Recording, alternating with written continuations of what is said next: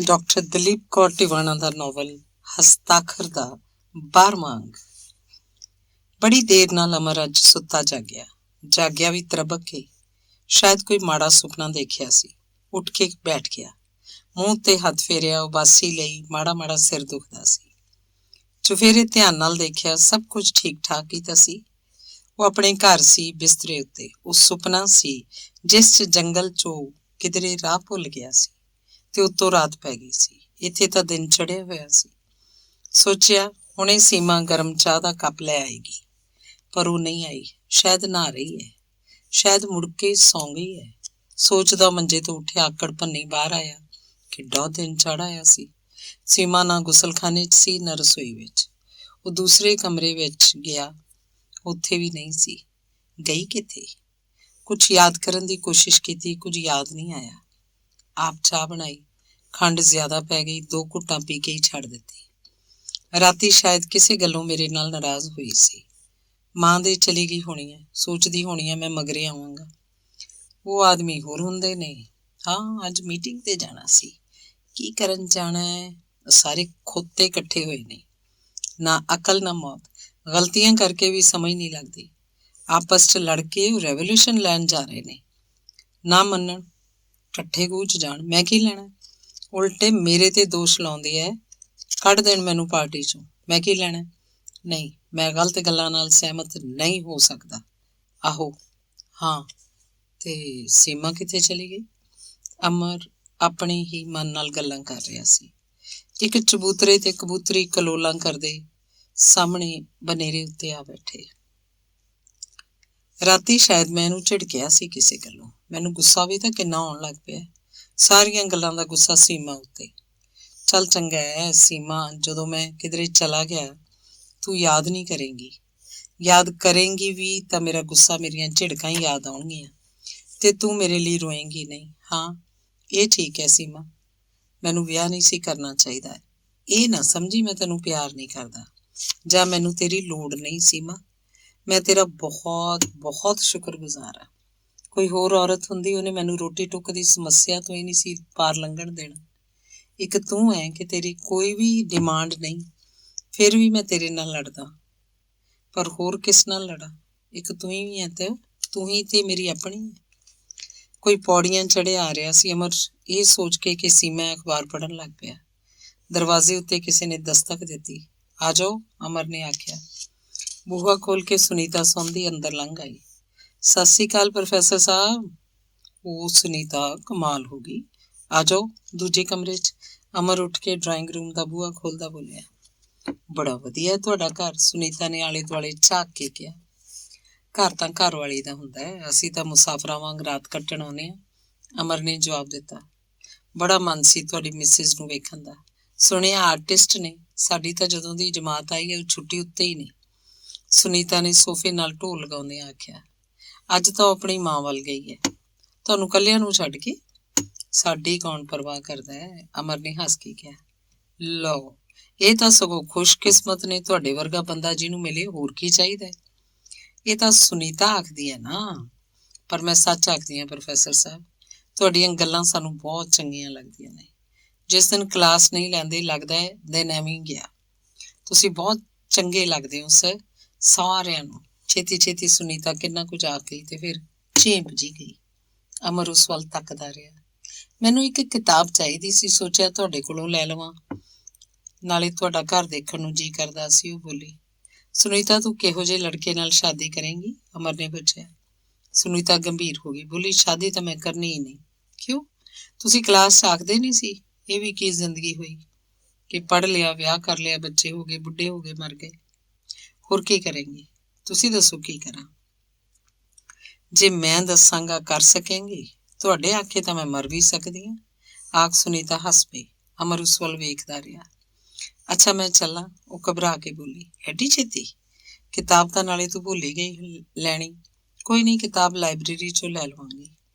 ਚਾਹ ਪੀ ਕੇ ਜਾਈਂ। ਤੁਸੀਂ ਬਣਾਓਗੇ ਚਾਹ? ਤਾਂ ਕੀ ਹੈ, ਆਖਦਾ ਅਮਰ ਰਸੋਈ 'ਚ ਆ ਗਿਆ। ਛੱਡੋ, ਮੈਂ ਬਣਾਉਂਦੀ ਹਾਂ। ਪਿੱਛੇ ਹੀ ਆ ਗਈ ਸੁਨੀਤਾ ਨੇ ਉਹਦੇ ਹੱਥੋਂ ਕੇਤਲੀ ਫੜ ਲਈ। ਸੁਣਿਆ ਸੀ ਬਹੁਤ ਅੱਛੀ ਹੈ ਤੁਹਾਡੀ ਬੀਵੀ, ਸੁਨੀਤਾ ਨੇ ਗੱਲ ਤੋਰੀ। ਹਾਂ, ਉਹ ਸੱਚੀ ਬੜੀ ਚੰਗੀ ਹੈ। ਮੈਨੂੰ ਲੱਗਦਾ ਹੈ ਹੋਰ ਕਿਸੇ ਕਿਸਮ ਦੀ ਔਰਤ ਨਾਲ ਮੈਂ ਵਿਆਹ ਹੀ ਨਹੀਂ ਸੀ ਕਰ ਸਕਣਾ। ਬੂਹਾ ਖੜਕਿਆ। ਬਾਹਰ ਕੋਈ ਆਇਆ ਹੈ, ਸੁਨੀਤਾ ਬੋਲੀ। ਕੌਣ? ਅੱਛਾ, ਰਾਮ ਲਖਨ। ਕੀ ਗੱਲ? ਅਮਰ ਰਸੋਈ ਤੋਂ ਬਾਹਰ ਆਉਂਦਾ ਬੋਲਿਆ। ਮਾਂ ਜੀ ਨੇ ਭੇਜਾ ਹੈ। ਕੀ ਗੱਲ? ਸੀਮਾ ਬਿਟਿਆ ਹਸਪਤਾਲ ਮੇਂ ਹੈ। ਕੀ ਗੱਲ? ਅਮਰ ਨੇ ਘਬਰਾ ਕੇ ਪੁੱਛਿਆ। ਇੰਨੇ ਨੂੰ ਸੁਨੀਤਾ ਵੀ ਬਾਹਰ ਆ ਗਈ। ਪ੍ਰੋਫੈਸਰ ਸਾਹਿਬ, ਕੌਣ ਹਸਪਤਾਲ 'ਚ ਹੈ? ਕੀ ਗੱਲ ਰਾਮ ਲਖਨ? ਸੁਨੀਤਾ ਦੀ ਗੱਲ ਦਾ ਜਵਾਬ ਨਾ ਦੇ ਕੇ ਅਮਰ ਨੇ ਰਾਮ ਲਖਨ ਨੂੰ ਪੁੱਛਿਆ। ਬਿਟਿਆ ਕੇ ਬਿਟਿਆ ਆਈ ਰਹੀ। ਕੀ? ਅਮਰ ਨੇ ਬੇਯਕੀਨੀ ਨਾਲ ਪੁੱਛਿਆ। सीमा बिटिया की बिटिया आई रही, आपको अभी बुलाया अस्पताल में। अच्छा तू चल, मैं हुणे आउणा। आख अमर ड्राइंग रूम च आ गया। ਤੁਹਾਡੀ ਲੜਕੀ ਹੋਈ ਹੈ? ਸੁਨੀਤਾ ਨੇ ਪਿੱਛੇ ਆਉਂਦੀ ਨੇ ਪੁੱਛਿਆ। ਪਤਾ ਕਰਦਾ ਹਸਪਤਾਲ ਜਾ ਕੇ। ਗੱਲ ਦੀ ਕੁਝ ਸਮਝ ਨਹੀਂ ਲੱਗੀ ਅਜੇ ਤਾਂ। ਸੁਨੀਤਾ ਹੱਸ ਪਈ। ਅੱਛਾ ਫਿਰ ਮੈਂ ਚੱਲਦੀ ਹਾਂ। ਆਖ ਮੁੜ ਉਸ ਵੱਲ ਝਾਕਦੀ ਪੌੜੀਆਂ ਉਤਰ ਗਈ। ਅਮਰ ਕੁਝ ਪਲ ਸ਼ਸ਼ੂ ਪੰਜ ਜਿਹੀ 'ਚ ਖੜਾ ਰਿਹਾ, ਫਿਰ ਮੂੰਹ ਹੱਥ ਧੋ ਕੇ ਫਟਾਫਟ ਤਿਆਰ ਹੋ ਗਿਆ। ਸੀਮਾ ਦੀ ਧੀ ਹੋਈ ਹੈ, ਬਿਟਿਆ ਕੇ ਬਿਟਿਆ ਆਈ ਰਹੀ। ਸੋਚ ਉਹ ਹਸਪਤਾਲ ਨੂੰ ਜਾ ਰਿਹਾ ਮੁਸਕਰਾ ਰਿਹਾ ਸੀ। ਪਰ ਅਜੇ ਤਾਂ 2 ਮਹੀਨੇ ਬਾਕੀ ਸਨ। ਸੋਚਦਾ ਉਹ ਘਬਰਾ ਜਿਹਾ ਗਿਆ ਤੇ ਬੇਧਿਆਨੀ ਐਕਸੀਲੇਟਰ ਦੱਬਿਆ ਗਿਆ ਤੇ ਸਕੂਟਰ ਬਹੁਤ ਤੇਜ਼ ਦੌੜ ਪਿਆ। ਹਸਪਤਾਲ ਜਦੋਂ ਪਹੁੰਚਿਆ, ਸੀਮਾ ਦੀ ਮਾਂ ਕਮਰੇ ਤੋਂ ਬਾਹਰ ਉਹਨੂੰ ਉਡੀਕ ਰਹੀ ਸੀ। ਸੀਮਾ ਠੀਕ ਤਾਂ ਹੈ ਬੇਜੀ? ਅਮਰ ਨੇ ਬੇਜੀ ਨੂੰ ਮੱਥਾ ਟੇਕਣਾ ਵੀ ਭੁੱਲ ਕੇ ਪੁੱਛਿਆ। ਬਸ ਬਚ ਗਈ, ਲੜਕੀ ਹੋਈ ਹੈ, ਸਤਮਾਹੀ। ਅੱਛਾ। ਅਮਰ ਇੱਕਦਮ ਖਿੜ ਗਿਆ। ਬੇਜੀ ਦੇ ਮਗਰ ਤੁਰਦਾ ਉਹ ਸੀਮਾ ਕੋਲ ਕਮਰੇ 'ਚ ਆ ਗਿਆ। ਸੀਮਾ ਨੇ ਉਹਨੂੰ ਤੱਕ ਕੇ ਨੀਵੀਂ ਪਾ ਲਈ, ਅੱਖਾਂ ਭਰ ਲਈਆਂ। ਅਮਰ ਕੋਲ ਸਟੂਲ ਤੇ ਬੈਠ ਗਿਆ ਤੇ ਸੀਮਾ ਦੇ ਸਿਰ ਉੱਤੇ ਹੱਥ ਫੇਰਿਆ। ਹੈ ਕਮਲੀ?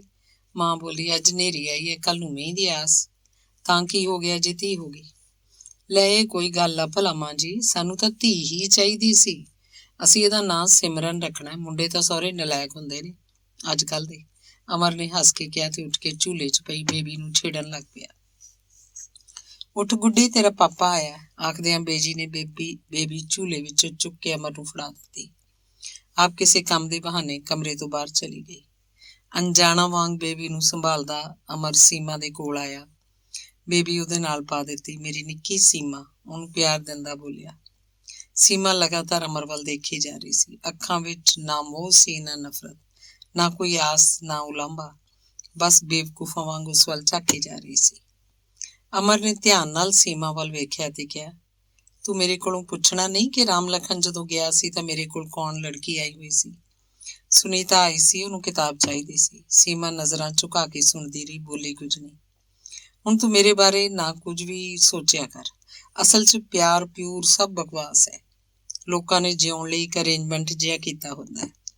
ਬਸ ਜਿਉਂ ਹੀ ਜਾਂਦੇ ਨੇ ਇਕੱਠੇ, ਐਵੇਂ ਅਸੀਂ ਜਿਉਂ ਹੀ ਜਾਂਦੇ ਹਾਂ। ਪਰ ਮੈਂ ਤਾਂ ਚਾਹੁੰਦਾ ਹੁਣ ਜਦੋਂ ਤੇਰਾ ਬੱਚਾ ਵੀ ਹੋ ਗਿਆ ਹੈ, ਮੈਨੂੰ ਤਾਂ ਵਿਹਲਾ ਕਰ ਦੇ। ਮੈਂ ਜ਼ਿੰਦਗੀ 'ਚ ਕਿਸੇ ਪਾਸੇ ਤੁਰ ਸਕਾਂ। ਖੜੋਤੇ ਪਾਣੀ ਵਾਂਗ ਇੱਕੋ ਥਾਂ ਨਾਲ ਬੱਝਾ ਮੈਂ ਬੁੱਸ ਨਹੀਂ ਜਾਣਾ ਚਾਹੁੰਦਾ। ਸੀਮਾ ਛੱਤ ਵੱਲ ਝਾਕਦੀ ਨਾ ਜਾਣੇ ਕੀ ਸੋਚਦੀ ਰਹੀ।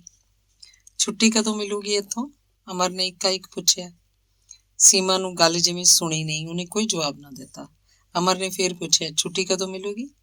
ਸੋਮਵਾਰ ਨੂੰ, ਸੀਮਾ ਨੇ ਬਿਨਾਂ ਅਮਰ ਵੱਲ ਤੱਕਿਆਂ ਆਖਿਆ। ਕਿੱਧਰ ਜਾਣਾ ਚਾਹੇਂਗੀ ਤੂੰ? ਮੇਰਾ ਮਤਲਬ ਹੈ ਅਜੇ ਤਾਂ ਕੁਝ ਚਿਰ ਬੇਜੀ ਕੋਲ ਹੀ ਰਹੇਂਗੀ ਨਾ? ਸੀਮਾ ਨੇ ਕੋਈ ਉੱਤਰ ਨਾ ਦਿੱਤਾ। 2 ਦਿਨ ਲਈ ਮੈਂ ਚੰਡੀਗੜ੍ਹ ਜਾਣਾ ਹੈ। ਐਤਵਾਰ ਨੂੰ ਨਹਾਵਾਂ ਧੋਵਾਂਗਾ, ਸੋਮਵਾਰ ਨੂੰ ਹੀ ਫੇਰ ਆਵਾਂਗਾ। ਕੁਝ ਪਲ ਕਮਰੇ 'ਚ ਚੁੱਪ ਵਰਤੀ ਰਹੀ, ਜਿਵੇਂ ਉਹਨਾਂ ਕੋਲ ਇੱਕ ਦੂਜੇ ਨੂੰ ਆਖਣ ਲਈ ਕੁਝ ਨਾ ਹੋਵੇ। ਲਓ ਫਲ ਖਾਓ, ਬੇਜੀ ਨੇ ਫਲਾਂ ਦਾ ਲਿਫਾਫਾ ਪਲੇਟਾਂ ਕੋਲ ਰੱਖਦਿਆਂ ਆਖਿਆ। ਅੱਛਾ ਮੈਂ ਚੱਲਦਾ, ਆਖ ਅਮਰ ਉੱਠ ਖੜਾ ਹੋਇਆ। ਨਹੀਂ ਕਾਕਾ, ਫੜ ਲਓ, ਤੁਹਾਡੀ ਖਾਤਰ ਤਾਜ਼ੀ ਲੈ ਕੇ ਆਈਆਂ ਗੇਟ ਤੋਂ ਜਾ ਕੇ, ਬੇਜੀ ਨੇ ਛੁਰੀ ਧੋ ਕੇ ਲਿਆਉਂਦਿਆਂ ਫੇਰ ਆਖਿਆ। ਸੀਮਾ ਨੂੰ ਦਿਓ, ਮੈਨੂੰ ਜ਼ਰਾ ਜਲਦੀ ਹੈ, ਆਖ ਉਹ ਬਿਨਾਂ ਹੀ ਕਿਸੇ ਵੱਲ ਤੱਕਿਆਂ ਉੱਥੋਂ ਤੁਰ ਪਿਆ। ਚੁੱਪਚਾਪ ਸੀਮਾ ਉਹਨੂੰ ਜਾਂਦੇ ਨੂੰ ਦੇਖਦੀ ਰਹੀ। ਅੰਗ 13। ਅਗਲੇ ਦਿਨ ਆਥਣੇ ਸੀਮਾ ਬੇਬੀ ਨੂੰ ਦੁੱਧ ਚੁੰਘਾ ਕੇ ਹਟੀ ਸੀ। ਬੇਜੀ ਪਰੇ ਬੈਠੀ ਪਾਠ ਕਰ ਰਹੀ ਸੀ। ਦਰਵਾਜ਼ਾ ਖੜਕਿਆ। ਸੀਮਾ ਚੌਂਕੀ ਕਿ ਸ਼ਾਇਦ ਅਮਰ ਆਇਆ। ਬੇਜੀ ਨੇ ਉੱਠ ਕੇ ਦਰਵਾਜ਼ਾ ਖੋਲ੍ਹਿਆ। ਮੁਸਕਰਾਉਂਦਾ ਦਰਸ਼ਨ ਅੰਦਰ ਲੰਘ ਆਇਆ। ਮੈਡਮ ਮੁਬਾਰਕ, ਹੁਣ ਅਸਲ ਆਰਟਿਸਟ ਬਣੇ ਹੋ। ਇਹ ਹੈ ਕਮਾਲ ਦੀ ਕ੍ਰੀਏਸ਼ਨ, ਉਹ ਬੇਬੀ ਵੱਲ ਹੋ ਕੇ ਬੋਲਿਆ। ਸੀਮਾ ਹਲਕਾ ਜਿਹਾ ਮੁਸਕਰਾਈ ਤੇ ਬੇਬੀ ਦੇ ਸਿਰ ਉੱਤੇ ਹੱਥ ਫੇਰਨ ਲੱਗੀ। ਪਾਰਟੀ ਕਦੋਂ ਦੇ ਰਹੇ ਹੋ ਫਿਰ? ਪਾਰਟੀਆਂ ਪੁੱਤ ਬਥੇਰੀਆਂ, ਇਹ ਜਿਉਂਦੇ ਰਹਿਣ। ਸੀਮਾ ਤਾਂ ਬਿਮਾਰ ਹੀ ਬਲਾ ਹੋ ਗਈ ਸੀ, ਰੱਬ ਨੇ ਰੱਖੀ ਹੈ। ਨਿਆਣਾ ਸੁੱਜੇ ਸਿਆਣਾ, ਇਹੋ ਜਿਹੀ ਹਾਲਤ 'ਚ ਇਕੱਲੀ ਹਸਪਤਾਲ ਤੋਰਤੀ। ਤੇ ਸੀਮਾ ਦੀ ਥਾਂ ਸੀਮਾ ਦੀ ਮਾਂ ਨੇ ਜਵਾਬ ਦਿੱਤਾ ਤੇ ਗਾਂ ਗੱਲ ਕਰ ਰਹੀ ਸੀ ਜਦੋਂ ਸੀਮਾ ਨੇ ਖਿੱਚ ਕੇ ਟੋਕਿਆ, ਨਹੀਂ ਬੇਜੀ, ਉਹਨਾਂ ਨੇ ਥੋੜਾ ਤੋਰਿਆ ਸੀ, ਮੈਂ ਆਪ ਹੀ ਆ ਗਈ ਸੀ, ਉਹ ਤਾਂ ਸੁੱਤੇ ਪਏ ਸੀ। ਆਹੋ, ਉਹ ਬੜੇ ਇਉਂ ਕਰਦੇ ਐ। ਦਰਸ਼ਨ ਨੇ ਹਾਮੀ ਭਰੀ। ਤੁਸੀਂ ਦਰਸ਼ਨ ਨੂੰ ਕੁਝ ਖਾਣ ਨੂੰ ਦਿਓ, ਸੀਮਾ ਨੇ ਮਾਂ ਵੱਲ ਮੂੰਹ ਕਰਕੇ ਕਿਹਾ। ਕੋਈ ਮਠਿਆਈ ਖਵਾਓ। ਮੈਡਮ ਜੀ ਘਰ ਕਦੋਂ ਜਾ ਰਹੇ ਹੋ? ਸਾਰੇ ਆਖਦੇ ਸੀ ਪਾਰਟੀ ਲੈਣੀ ਹੈ। ਬਹਾਦਰ ਤਾਂ ਆਖਦਾ ਸੀ ਮੈਂ 2 ਦਿਨ ਪਹਿਲਾਂ ਹੀ ਰੋਟੀ ਖਾਣੀ ਛੱਡ ਦੇਣੀ ਹੈ। ਦਰਸ਼ਨ ਨੇ ਹੱਸ ਕੇ ਕਿਹਾ, ਹਾਂ ਦਿਆਂਗੇ ਪਾਰਟੀ, ਸੀਮਾ ਨੇ ਖੁਸ਼ੀ ਜਿਹੀ 'ਚ ਕਿਹਾ। ਬੇਜੀ ਨੇ ਫਲਾਂ ਦੀ ਪਲੇਟ ਤੇ ਖਾਲੀ ਪਲੇਟ 'ਚ ਚਾਕੂ ਦਰਸ਼ਨ ਦੇ ਅੱਗੇ ਲਿਆ ਰੱਖੇ। ਤੁਸੀਂ ਛੇਤੀ ਆ ਜਾਓ ਘਰ, ਕੱਲ ਮੈਂ ਗਿਆ ਸੀ, ਪ੍ਰੋਫੈਸਰ ਸਾਹਿਬ ਵੀ ਬੜੇ ਖੋਏ ਜਿਹੇ ਚੁੱਪ ਕੀਤੇ ਮੰਜੇ ਤੇ ਬੈਠੇ ਸੀ, ਕੁਝ ਪੜ੍ਹ ਵੀ ਨਹੀਂ ਸੀ ਰਹੇ। ਕੀ ਆਖਦੇ ਸੀ? ਸੀਮਾ ਨੇ ਜ਼ੋਰ ਨਾਲ ਅੱਖਾਂ ਉਘੇੜ ਕੇ ਪੁੱਛਿਆ। ਉਹਨਾਂ ਨੇ ਤਾਂ ਮੈਨੂੰ ਦੱਸਿਆ ਵੀ ਮੈਡਮ ਦੀ ਧੀ ਹੋਈ ਹੈ। ਇਉਂ ਨਹੀਂ ਕਿਹਾ ਕਿ ਸਾਡੀ ਧੀ ਹੋਈ ਹੈ? ਸੀਮਾ ਨੇ ਪੁੱਛਿਆ। ਨਹੀਂ, ਉਂਝ ਤਾਂ ਆਖਦੇ ਸੀ। ਸ਼ੁਕਰ ਹੈ ਸੀਮਾ ਦੇ। ਹਾਂ ਸੱਚ, ਆ ਚਿੱਠੀ ਵੀ ਦਿੱਤੀ ਹੈ। ਦਰਸ਼ਨ ਨੇ ਜੇਬ ਚੋਂ ਇੱਕ ਲਿਫਾਫਾ ਕੱਢ ਕੇ ਫੜਾਉਂਦਿਆਂ ਕਿਹਾ। ਸੀਮਾ ਘਬਰਾ ਜੀ ਗਈ। ਉਹ ਠੀਕ ਠਾਕ ਸਨ? ਸੀਮਾ ਨੇ ਲਿਫਾਫਾ ਸਿਰਹਾਣੇ ਹੇਠ ਰੱਖਦਿਆਂ ਦਰਸ਼ਨ ਤੋਂ ਪੁੱਛਿਆ। ਠੀਕ ਠਾਕ ਤਾਂ ਸਨ, ਪਰ ਲੱਗਦਾ ਹੈ ਤੁਹਾਡੇ ਬਿਨਾਂ। ਤੂੰ ਉਹਨਾਂ ਨੂੰ ਆਖੀ ਸੋਮਵਾਰ ਤੱਕ ਛੁੱਟੀ ਮਿਲ ਜਾਊਗੀ। ਸੀਮਾ ਨੇ ਗੱਲ ਟੋਕ ਕੇ ਉਹਨੂੰ ਉੱਥੋਂ ਤੋਰਨ ਵਾਂਗ ਕਿਹਾ। ਮੰਗਲਵਾਰ ਨੂੰ ਆਵਾਂਗੇ ਫਿਰ ਮੈਂ ਤੇ ਬਹਾਦਰ ਤੁਹਾਡੇ ਵੱਲ। ਚੰਗਾ, ਤੂੰ ਉਹਨਾਂ ਨੂੰ ਆਖੀ ਮੈਂ ਠੀਕ ਠਾਕ ਹਾਂ, ਸੀਮਾ ਨੇ ਘਬਰਾਹਟ ਜਿਹੀ ਨਾਲ ਆਖਿਆ। ਚੰਗਾ, ਫਿਰ ਮੈਂ ਚੱਲਦਾ, ਦਰਸ਼ਨ ਨੇ ਖੜਾ ਹੁੰਦਿਆਂ ਆਖਿਆ। ਨਾ ਪੁੱਤਾ, ਸੁੱਖੀ ਸਾਂਦੀ ਕੁਝ ਖਾ ਕੇ ਜਾਈਂ, ਹੋਰ ਨਹੀਂ ਲੈ ਇੱਕ ਲੱਡੂ ਹੀ ਲੈ ਲੈ। ਬੇਜੀ ਨੇ ਲੱਡੂਆਂ ਵਾਲਾ ਡੱਬਾ ਦਰਸ਼ਨ ਦੇ ਅੱਗੇ ਕਰਦਿਆਂ ਕਿਹਾ। ਸੀਮਾ ਚੁੱਪ ਰਹੀ। ਦਰਸ਼ਨ ਨੇ ਇੱਕ ਲੱਡੂ ਚੁੱਕ ਲਿਆ ਤੇ ਮੁਸਕਰਾਉਂਦਾ ਤੁਰ ਪਿਆ। ਸੀਮਾ ਨੇ ਝੱਟ ਸਿਰਹਾਣੇ ਹੇਠੋਂ ਚਿੱਠੀ ਕੱਢੀ। ਅਮਰ ਨੇ ਲਿਖਿਆ ਸੀ, ਪਿਆਰੀ ਸੀਮਾ, ਮੈਂ ਹਾਰ ਗਿਆ, ਤੂੰ ਜਿੱਤੀ। ਸੀਮਾ, ਤੂੰ ਇਹਨਾਂ ਸਾਲਾਂ 'ਚ ਮੈਨੂੰ ਜਾਣ ਲਿਆ ਹੈ, ਮੇਰੀਆਂ ਸਮੱਸਿਆਵਾਂ ਨੂੰ ਵੀ, ਮੇਰੀਆਂ ਖੁਸ਼ੀਆਂ ਨੂੰ ਵੀ, ਮੇਰੀਆਂ ਗਮੀਆਂ ਨੂੰ ਵੀ। ਹੁਣ ਮੈਂ ਫੈਸਲਾ ਤੇਰੇ ਉੱਤੇ ਹੀ ਛੱਡਦਾ, ਜੋ ਮਰਜ਼ੀ ਕਰ ਦੇ, ਮੈਨੂੰ ਪ੍ਰਵਾਨ ਹੋਏਗਾ, ਕਦੇ ਗਿਲਾ ਨਹੀਂ ਕਰਾਂਗਾ। ਇੱਕ ਗੱਲ ਸਮਝ ਲੈ ਕਿ ਅਸੀਂ ਹਰ ਪਲ ਮੌਤ ਵੱਲ ਸਫ਼ਰ ਕਰ ਰਹੇ ਹਾਂ। ਇੱਕ ਵਕਤ ਹੋਏਗਾ ਅਸੀਂ ਨਹੀਂ ਹੋਵਾਂਗੇ। ਉਸ ਵਕਤ ਤੱਕ ਮਿਲੇ ਵਕਤ ਨੂੰ ਜੇ ਆਖੇਂਗੀ ਮੈਂ ਹੋਰਨਾਂ ਮਰਦਾਂ ਵਾਂਗ ਕਮਾਉਣ ਖਾਣ ਤੇ ਖਾਣ ਕਮਾਉਣ ਦੇ ਚੱਕਰ 'ਚ ਕੱਟ ਦਿਆਂਗਾ, ਫਿਰ ਤਾਂ ਖੁਸ਼ ਰਹੇਂਗੀ ਨਾ। ਆਖਿਰ ਮੈਨੂੰ ਕੀ ਅਧਿਕਾਰ ਹੈ ਕਿ ਜਿਵੇਂ ਮੈਂ ਚਾਹਾਂ ਸਭ ਕੁਝ ਇਸੇ ਤਰ੍ਹਾਂ ਹੋਵੇ। ਪਰ ਸੀਮਾ, ਮੈਂ ਕੀ ਕਰਾਂ, ਮੇਰੇ ਪੈਰ 'ਚ ਭਟਕਣ ਹੈ। ਖੈਰ, ਮੈਂ ਤੈਨੂੰ ਕੁਝ ਨਹੀਂ ਆਖਾਂਗਾ, ਫੈਸਲਾ ਤੇਰੇ ਤੇ ਛੱਡਦਾ। ਸੋਮਵਾਰ ਤੱਕ ਤੂੰ ਫੈਸਲਾ ਕਰ ਰੱਖੀ, ਮੈਂ ਸੋਮਵਾਰ ਨੂੰ ਆਵਾਂਗਾ। ਇਸ ਤੋਂ ਪਿੱਛੋਂ ਜ਼ਿੰਦਗੀ ਦੁਬਾਰਾ ਤੋਂ ਸ਼ੁਰੂ ਕਰ ਲਵਾਂਗੇ, ਤੇਰੇ ਫੈਸਲੇ ਅਨੁਸਾਰ। ਪਰ ਇੱਕ ਗੱਲ ਮੈਂ ਤੈਨੂੰ ਆਖਣਾ ਚਾਹੁੰਦਾ ਸੀ, ਤੂੰ ਟੈਗੋਰ ਦਾ ਡਰਾਮਾ ਡਾਕ ਘਰ ਪੜ੍ਹਿਆ ਨਾ? ਉਸ ਵਿੱਚ ਜਿਹੜਾ ਅਮਲ ਸੀ, ਇਸ ਜਨਮ 'ਚ ਸ਼ਾਇਦ ਉਹੀ ਅਮਰ ਹੈ, ਇਸੇ ਲਈ ਅਮਰ। ਅੰਤ ਤੇ ਪਹੁੰਚ ਕੇ ਸੀਮਾ ਨੇ ਅੱਖਾਂ ਮੁੰਦ ਲਈਆਂ। ਛਲ ਛਲਾਂਦੀਆਂ ਪਾਣੀ ਨਾਲ ਭਰੀਆਂ ਅੱਖਾਂ ਨਾਲ ਅਮਲ ਜਿਹੜਾ ਇਸ ਜਨਮ 'ਚ ਅਮਰ ਸੀ, ਉਹਨੂੰ ਜਾਂਦੇ ਨੂੰ ਦੇਖ ਰਹੀ ਸੀ। ਦੂਰ ਪਹਾੜਾਂ ਤੋਂ ਪਾਰ ਨਦੀ ਕੰਢੇ ਕੰਢੇ ਜੰਗਲ 'ਚੋਂ ਤੁਰਿਆ ਜਾ ਰਿਹਾ ਸੀ। ਤੇ ਉਹ ਕੀ ਉਹੀ ਸੁਧਾ ਸੀ ਜਿਹੜੀ ਜੰਗਲ 'ਚੋਂ ਫੁੱਲ ਚੁਣਨ ਗਈ ਸੀ ਤੇ ਜਿਸ ਨੇ ਰਾਜਵੈਦ ਨੂੰ ਅਮਲ ਲਈ ਫੁੱਲ ਫੜਾਉਂਦਿਆਂ ਪੁੱਛਿਆ ਸੀ, ਇਹ ਕਦੋਂ ਜਾਗੂਗਾ? ਸੁਧਾ, ਉਦੋਂ ਤੁਸੀਂ ਹੌਲੀ ਦੇ ਕੇ ਉਹਨੂੰ ਇੱਕ ਗੱਲ ਆਖ ਦੇਣਾ। ਰਾਜਵੈਦ, ਕੀ ਆਖਣਾ? ਸੁਧਾ, ਆਖਣਾ ਸੁਧਾ ਤੈਨੂੰ ਭੁੱਲੀ ਨਹੀਂ। ਸੀਮਾ ਨੇ ਖੱਤ ਸਿਰਹਾਣੇ ਹੇਠ ਰੱਖ ਕੇ ਹਾਬੜਿਆਂ ਵਾਂਗ ਆਪਣੀ ਧੀ ਨੂੰ ਚੁੱਕ ਕੇ ਗਲ ਲਾ ਲਿਆ ਤੇ ਰੋ ਪਈ। ਬੇਬੀ ਦੇ ਕੱਪੜੇ ਸਰਫ 'ਚ ਪਾ ਕੇ ਜਦੋਂ ਬੇਜੀ ਗੁਸਲਖਾਨੇ 'ਚੋਂ ਬਾਹਰ ਆਏ ਤਾਂ ਸੀਮਾ ਵੱਲ ਵੇਖ ਕੇ ਖੜੋ ਗਏ। ਪੁੱਛਿਆ, ਕੀ ਗੱਲ ਸੀਮਾ? ਬੇਜੀ, ਬੇਬੀ ਨੂੰ ਤੁਸੀਂ ਰੱਖ ਲਿਓ, ਪਾਲ ਲਿਓ। ਉਹਨੇ ਬੇਬੀ ਦਾ ਨਿੱਕਾ ਜਿਹਾ ਹੱਥ ਆਪਣੇ ਹੱਥਾਂ 'ਚ ਲੈ ਕੇ ਭਰੀਆਂ ਅੱਖਾਂ ਨਾਲ ਆਖਿਆ। ਮੈਂ ਤਾਂ ਬਥੇਰਾ ਰੱਖ ਲੂੰਗੀ, ਪਰ ਰੱਬ ਨੇ ਤੁਹਾਨੂੰ ਖੇਡ ਦਿੱਤੀ ਹੈ। ਅਮਰ ਨੇ ਕੁਛ ਆਖਿਆ? ਬੇਜੀ ਨੇ ਚਿੰਤਾਤੁਰ ਹੋ ਕੇ ਪੁੱਛਿਆ। ਨਹੀਂ, ਸੀਮਾ ਨੇ ਨਾਂਹ 'ਚ ਸਿਰ ਹਿਲਾਇਆ। ਆਖਦੇ ਨੇ ਉਹੀ 32 ਸੁਲੱਖਣੀ ਜਿਹਨੇ ਪਹਿਲਾਂ ਜੰਮੀ ਲੱਛਮੀ। ਧੀ ਤਾਂ ਕਰਮਾਂ ਵਾਲੀ ਹੁੰਦੀ ਹੈ, ਧੀ ਨਾਲ ਤਾਂ ਘਰ ਦਾ ਪੁੰਨ ਨਿਕਲਦਾ। ਨਾਲੇ ਤੇਰੀ ਧੀ ਤਾਂ ਹੈ ਹੀ ਬਲਾ ਸੋਹਣੀ ਗੁੱਡੀ ਜੀ, ਨਹੀਂ ਤਾਂ ਮੈਂ ਤੈਨੂੰ ਆਇਆ ਰੱਖ ਦੂੰਗੀ, ਆਪੇ ਸੰਭਾਲ ਲਿਆ ਕਰੂ। ਤੂੰ ਫਿਕਰ ਕਾਹਦਾ ਕਰਦੀ ਹੈ? ਸ਼ੁਕਰ ਕਰੋ ਰੱਬ ਦਾ, ਇਹ ਚੀਜ਼ਾਂ ਕਿਤੇ ਧਰੀਆਂ ਪਈਆਂ ਨੇ। ਸੀਮਾ ਖਾਲੀ ਖਾਲੀ ਨਜ਼ਰਾਂ ਨਾਲ ਬੇਜੀ ਵੱਲ ਵੇਖਦੀ ਰਹੀ, ਫਿਰ ਬੋਲੀ, ਸੋਮਵਾਰ ਨੂੰ ਆਉਣਗੇ। ਮੈਂ ਮਰ ਤਾਂ ਨਹੀਂ ਚੱਲੀ ਉਹਦੇ ਬਿਨਾਂ। ਇਹ ਗੱਲ ਸੀਮਾ ਨੇ ਆਪਣੇ ਮਨ 'ਚ ਹੀ ਆਪਣੇ ਆਪ ਨੂੰ ਆਖੀ। ਅੰਗ 14। ਬੀਜੀ ਆਪਾਂ ਘਰ ਕਦੋਂ ਚੱਲਾਂਗੇ? ਦੂਰ ਕਿਧਰੇ ਬੱਦਲ ਘੋਰਦਾ ਸੁਣ ਕੇ ਸੀਮਾ ਨੇ ਬੇਚੈਨ ਜੀ ਹੋ ਕੇ ਆਪਣੀ ਮਾਂ ਤੋਂ ਪੁੱਛਿਆ। ਲੈ, ਤੂੰ ਭੁੱਲ ਗਈ? ਕੱਲ ਨੂੰ, ਸੋਮਵਾਰ ਨੂੰ ਆਪਾਂ ਨੂੰ ਛੁੱਟੀ ਮਿਲ ਜਾਣੀ ਹੈ। ਫਿਰ ਆਪਾਂ ਘਰ ਹੀ ਚੱਲਣਾ, ਹੋਰ ਕਿੱਥੇ? ਬੇਜੀ ਨੇ ਮਗਜ਼ ਬਦਾਮ ਤੇ ਹੋਰ ਨਿੱਕ ਸੁੱਕ ਵਾਲੀ ਪੰਜੀਰੀ ਪਲੇਟ 'ਚ ਪਾਉਂਦਿਆਂ ਦੱਸਿਆ। ਪੰਜੀਰੀ ਮੈਂ ਨਹੀਂ ਖਾਣੀ। ਸੀਮਾ ਨੇ ਫਿਰ ਸਿਰ ਫੇਰਿਆ। ਨਹੀਂ ਖਾਏਂਗੀ, ਹੱਡ ਨਹੀਂ ਸੰਡੇ ਜਾਣੇ। ਉੱਠੇਂਗੀ ਕਾਹਦੇ ਸਾਰੇ? ਇਹ ਤਾਂ ਤੀਵੀਂ ਦਾ ਨਵਾਂ ਜਨਮ ਹੁੰਦਾ ਹੈ। ਨਾਲੇ ਫਿਰ ਦੁੱਧ ਕਿਵੇਂ ਉਤਰੂ? ਨਾ ਮੇਰੀ ਧੀ, ਇਹ ਤਾਂ ਕੌੜੀ ਕਸੈਲੀ ਕਰਕੇ ਖਾਣੀ ਪਊ। ਕੱਲ ਖਾ ਲਾਂਗੀ। ਅੱਜ ਮੇਰਾ ਜੀ ਜਿਹਾ ਘਬਰਾ ਰਿਹਾ ਸੀ। ਸੀਮਾ ਨੇ ਜਦੋਂ ਆਖਿਆ, ਬੇਜੀ ਨੇ ਉਹਦੇ ਮੱਥੇ ਤੇ ਹੱਥ ਰੱਖਿਆ। ਤਰੇਲੀ ਜੀ ਆਈ ਪਈ ਸੀ। ਕਿੰਨੇ ਵੱਜ ਗਏ? ਸੀਮਾ ਨੇ ਪੁੱਛਿਆ। ਰਾਤ ਦੇ 9 ਵਜੇ ਨੇ। ਹੁਣੇ ਨਰਸਾਂ ਦੀ ਡਿਊਟੀ ਬਦਲੀ ਹੈ। ਸਵੇਰ ਕਿੰਨੀ ਕੁ ਦੇਰ ਨੂੰ ਹੋਊ ਅਜੇ? ਸੀਮਾ ਨੇ ਜਿਵੇਂ ਘਬਰਾਹਟ ਜਿਹੀ 'ਚ ਆਖਿਆ। ਕੀ ਗੱਲ, ਕੁਛ ਦੁਖਦਾ? ਇਉਂ ਕਰ, ਥੋੜਾ ਜਿਹਾ ਦੁੱਧ ਪੀ ਕੇ ਤੂੰ ਸੌਂ ਜਾ। ਆਰਾਮ ਕਰਨ ਨਾਲ ਤੇਰਾ ਜੀ ਟਿਕਾਣੇ ਆ ਜਾਊ। ਸਤਮਾਹੀ ਤਾਂ ਬੱਚੇ ਬਚ ਜਾਂਦੇ ਹੁੰਦੇ ਨੇ। ਤੂੰ ਕੋਈ ਸੰਸਾ ਨਾ ਕਰ। ਹੁਣ ਤੇਰਾ ਦੁਖਦਾ ਤਾਂ ਨਹੀਂ ਕੁਛ? ਬੇਜੀ ਨੇ ਫਿਕਰਮੰਦ ਹੋ ਕੇ ਪੁੱਛਿਆ। ਸਿਰ ਦੁਖਦਾ ਹੈ। ਗੋਲੀ ਦਿਆਂ? ਨਹੀਂ, ਲਾਈਟ ਬੁਝਾ ਦਿਓ। ਥੋੜਾ ਪਾਣੀ ਦਿਓ ਪੀਣ ਲਈ। ਪਾਣੀ ਪੀ ਕੇ ਲਾਈਟ ਬੰਦ ਕਰਕੇ ਸੀਮਾ ਬਿੱਟ ਬਿੱਟ ਹਨੇਰੇ ਵੱਲ ਝਾਕ ਰਹੀ ਸੀ। ਹਨੇਰੇ ਵੱਲ ਝਾਕਦੀ ਉਹ ਆਪਣੇ ਘਰ ਪਹੁੰਚ ਗਈ ਸੀ। ਨੀਲੇ ਰੰਗ ਦੀ ਇਹ ਕੋਠੀ ਘਸਮੈਲੀ ਜਿਹੀ ਲੱਗ ਰਹੀ ਹੋਵੇ, ਜਿਵੇਂ ਗਾੜੇ ਬੱਦਲਾਂ ਨੂੰ ਜੋੜ ਤੋੜ ਕੇ ਬਣਾਈ, ਜਿਵੇਂ ਸਮੁੰਦਰ ਦੀ ਕੋਈ ਛੱਲ ਹੋਵੇ। ਛਨ ਛਨ ਛਨ ਛਨ। ਫਿਰ ਉਹ ਘੁੰਗਰੂਆਂ ਦੀ ਆਵਾਜ਼ ਪਰਲੇ ਕਮਰੇ 'ਚੋਂ ਜਾਂ ਛੱਤ ਉੱਤੋਂ। ਪਤਾ ਨਹੀਂ ਆਵਾਜ਼ ਕਿੱਥੋਂ ਆ ਰਹੀ ਹੈ। ਟਿੱਕੀ ਰਾਤ 'ਚ ਇਹ ਆਵਾਜ਼, ਜਿਵੇਂ ਕੋਈ ਨਰਤਕੀ ਨੱਚ ਰਹੀ ਹੋਵੇ ਜਾਂ ਪੈਰੀ ਘੁੰਗਰੂ ਬੰਨੀ ਪੋਲੇ ਪੋਲੇ ਘਰੀਂ ਤੁਰ ਰਹੀ ਹੋਵੇ। ਵੱਡੇ ਬੇਜੀ ਨੇ ਕਈ ਯਤਨ ਕੀਤੇ, ਸਿਆਣੇ ਸੱਦੇ, ਸਤਵਾਹ ਕਰਾਏ, ਭੂਏ ਗੱਤ ਕਰਾਉਣ ਗਏ, ਪਰ ਗੱਤ ਸ਼ਾਇਦ ਹੋਈ ਨਹੀਂ। ਉਹਦੀ ਰੂਹ ਨਾਲ ਜਾਂਦੀ ਤਾਂ ਸੀ ਨਾ। ਹਵਾ ਨਾਲ ਫਟਾਕ ਦੇ ਕੇ ਚੁਬਾਰੇ ਦੀ ਬਾਰੀ ਖੁੱਲੀ, ਜਿਵੇਂ ਕਾਹਲੀ ਨਾਲ ਉੱਪਰੋਂ ਕੋਈ ਵਿਹੜੇ 'ਚ ਝਾਕਿਆ ਹੋਵੇ। ਪਰ ਨਹੀਂ, ਇਹ ਸ਼ਾਇਦ ਭਰਮ ਸੀ। ਉੱਪਰ ਤਾਂ ਕੋਈ ਨਹੀਂ ਸੀ। ਸਰਸਰ ਕਰਦੀ ਹਵਾ ਵਿਹੜੇ 'ਚ ਲੱਗੇ ਸਫੈਦੇ ਦੇ ਪੱਤਿਆਂ ਵਿੱਚੋਂ ਲੰਘੀ। ਕੁਝ ਪੱਤੇ ਝੜ ਕੇ ਹੇਠਾਂ ਡਿੱਗ ਪਏ। ਚੁਬਾਰੇ ਦੀ ਬਾਰੀ, ਸਫੈਦੇ ਦਾ ਰੁੱਖ। ਸਫੈਦੇ ਦਾ ਰੁੱਖ। ਇਹ ਸਫੈਦੇ ਦਾ ਟਾਹਣ ਅੱਗੇ ਤਾਂ ਬਾਰੀ ਦੇ ਇੰਨਾ ਨੇੜੇ ਨਹੀਂ ਸੀ ਹੁੰਦਾ। ਜਿਵੇਂ ਕਿਸੇ ਰੂਹ ਨੇ ਸਫੈਦੇ ਦੇ ਰੁੱਖ ਨੂੰ ਆਖਿਆ ਹੋਵੇ, ਤੂੰ ਜ਼ਰਾ ਨੇੜੇ ਸਰਕਾਵੇਂ ਤਾਂ ਕੋਠੇ ਉੱਤੇ ਜਾਣਾ ਕਿੱਡਾ ਸੌਖਾ ਹੋ ਜਾਏ। ਨੀਲੇ ਰੰਗ ਦੀ ਇਹ ਕੋਠੀ ਇਸ ਵੇਲੇ ਘਸਮੈਲੀ ਜੀ ਕਿਉਂ ਲੱਗ ਰਹੀ ਹੈ? ਜਿਵੇਂ ਗਾੜੇ ਬੱਦਲਾਂ ਨੂੰ ਜੋੜ ਤੋੜ ਕੇ ਬਣਾਈ ਹੋਵੇ, ਜਿਵੇਂ ਸਮੁੰਦਰ ਦੀ ਕੋਈ ਛੱਲ ਹੋਵੇ। ਉੱਚੀਆਂ ਉੱਚੀਆਂ ਛੱਤਾਂ ਵਾਲੇ ਵੱਡੇ ਵੱਡੇ ਕਮਰੇ, ਕਮਰਿਆਂ 'ਚ ਪੁਰਾਣਾ ਭਾਰੀ ਮਹਿੰਗਾ ਸਾਜ਼ੋ ਸਾਮਾਨ। ਇਹਨਾਂ ਕਮਰਿਆਂ ਤੇ ਕਮਰਿਆਂ ਵਿਚਲੇ ਸਾਜ਼ੋ ਸਾਮਾਨ ਦਾ ਇਤਿਹਾਸ ਤੇ ਇਤਿਹਾਸ ਦੇ ਵਿਚਕਾਰ ਸੀਮਾ ਅੱਜ ਇਕੱਲੀ ਖੜੀ ਹੈ। ਖੁੱਲ੍ਹਾ ਸਾਰਾ ਕੋਠਾ ਜਿਵੇਂ ਕਿਸੇ ਸਮੁੰਦਰੀ ਜਹਾਜ਼ ਦੀ ਛੱਤ ਹੋਵੇ, ਤੇ ਇਹ ਜਹਾਜ਼ ਤੁਰ ਰਿਹਾ ਸੀ, ਪਾਣੀ ਉੱਪਰ ਡੋਲਦਾ ਤੁਰਿਆ ਜਾ ਰਿਹਾ ਸੀ।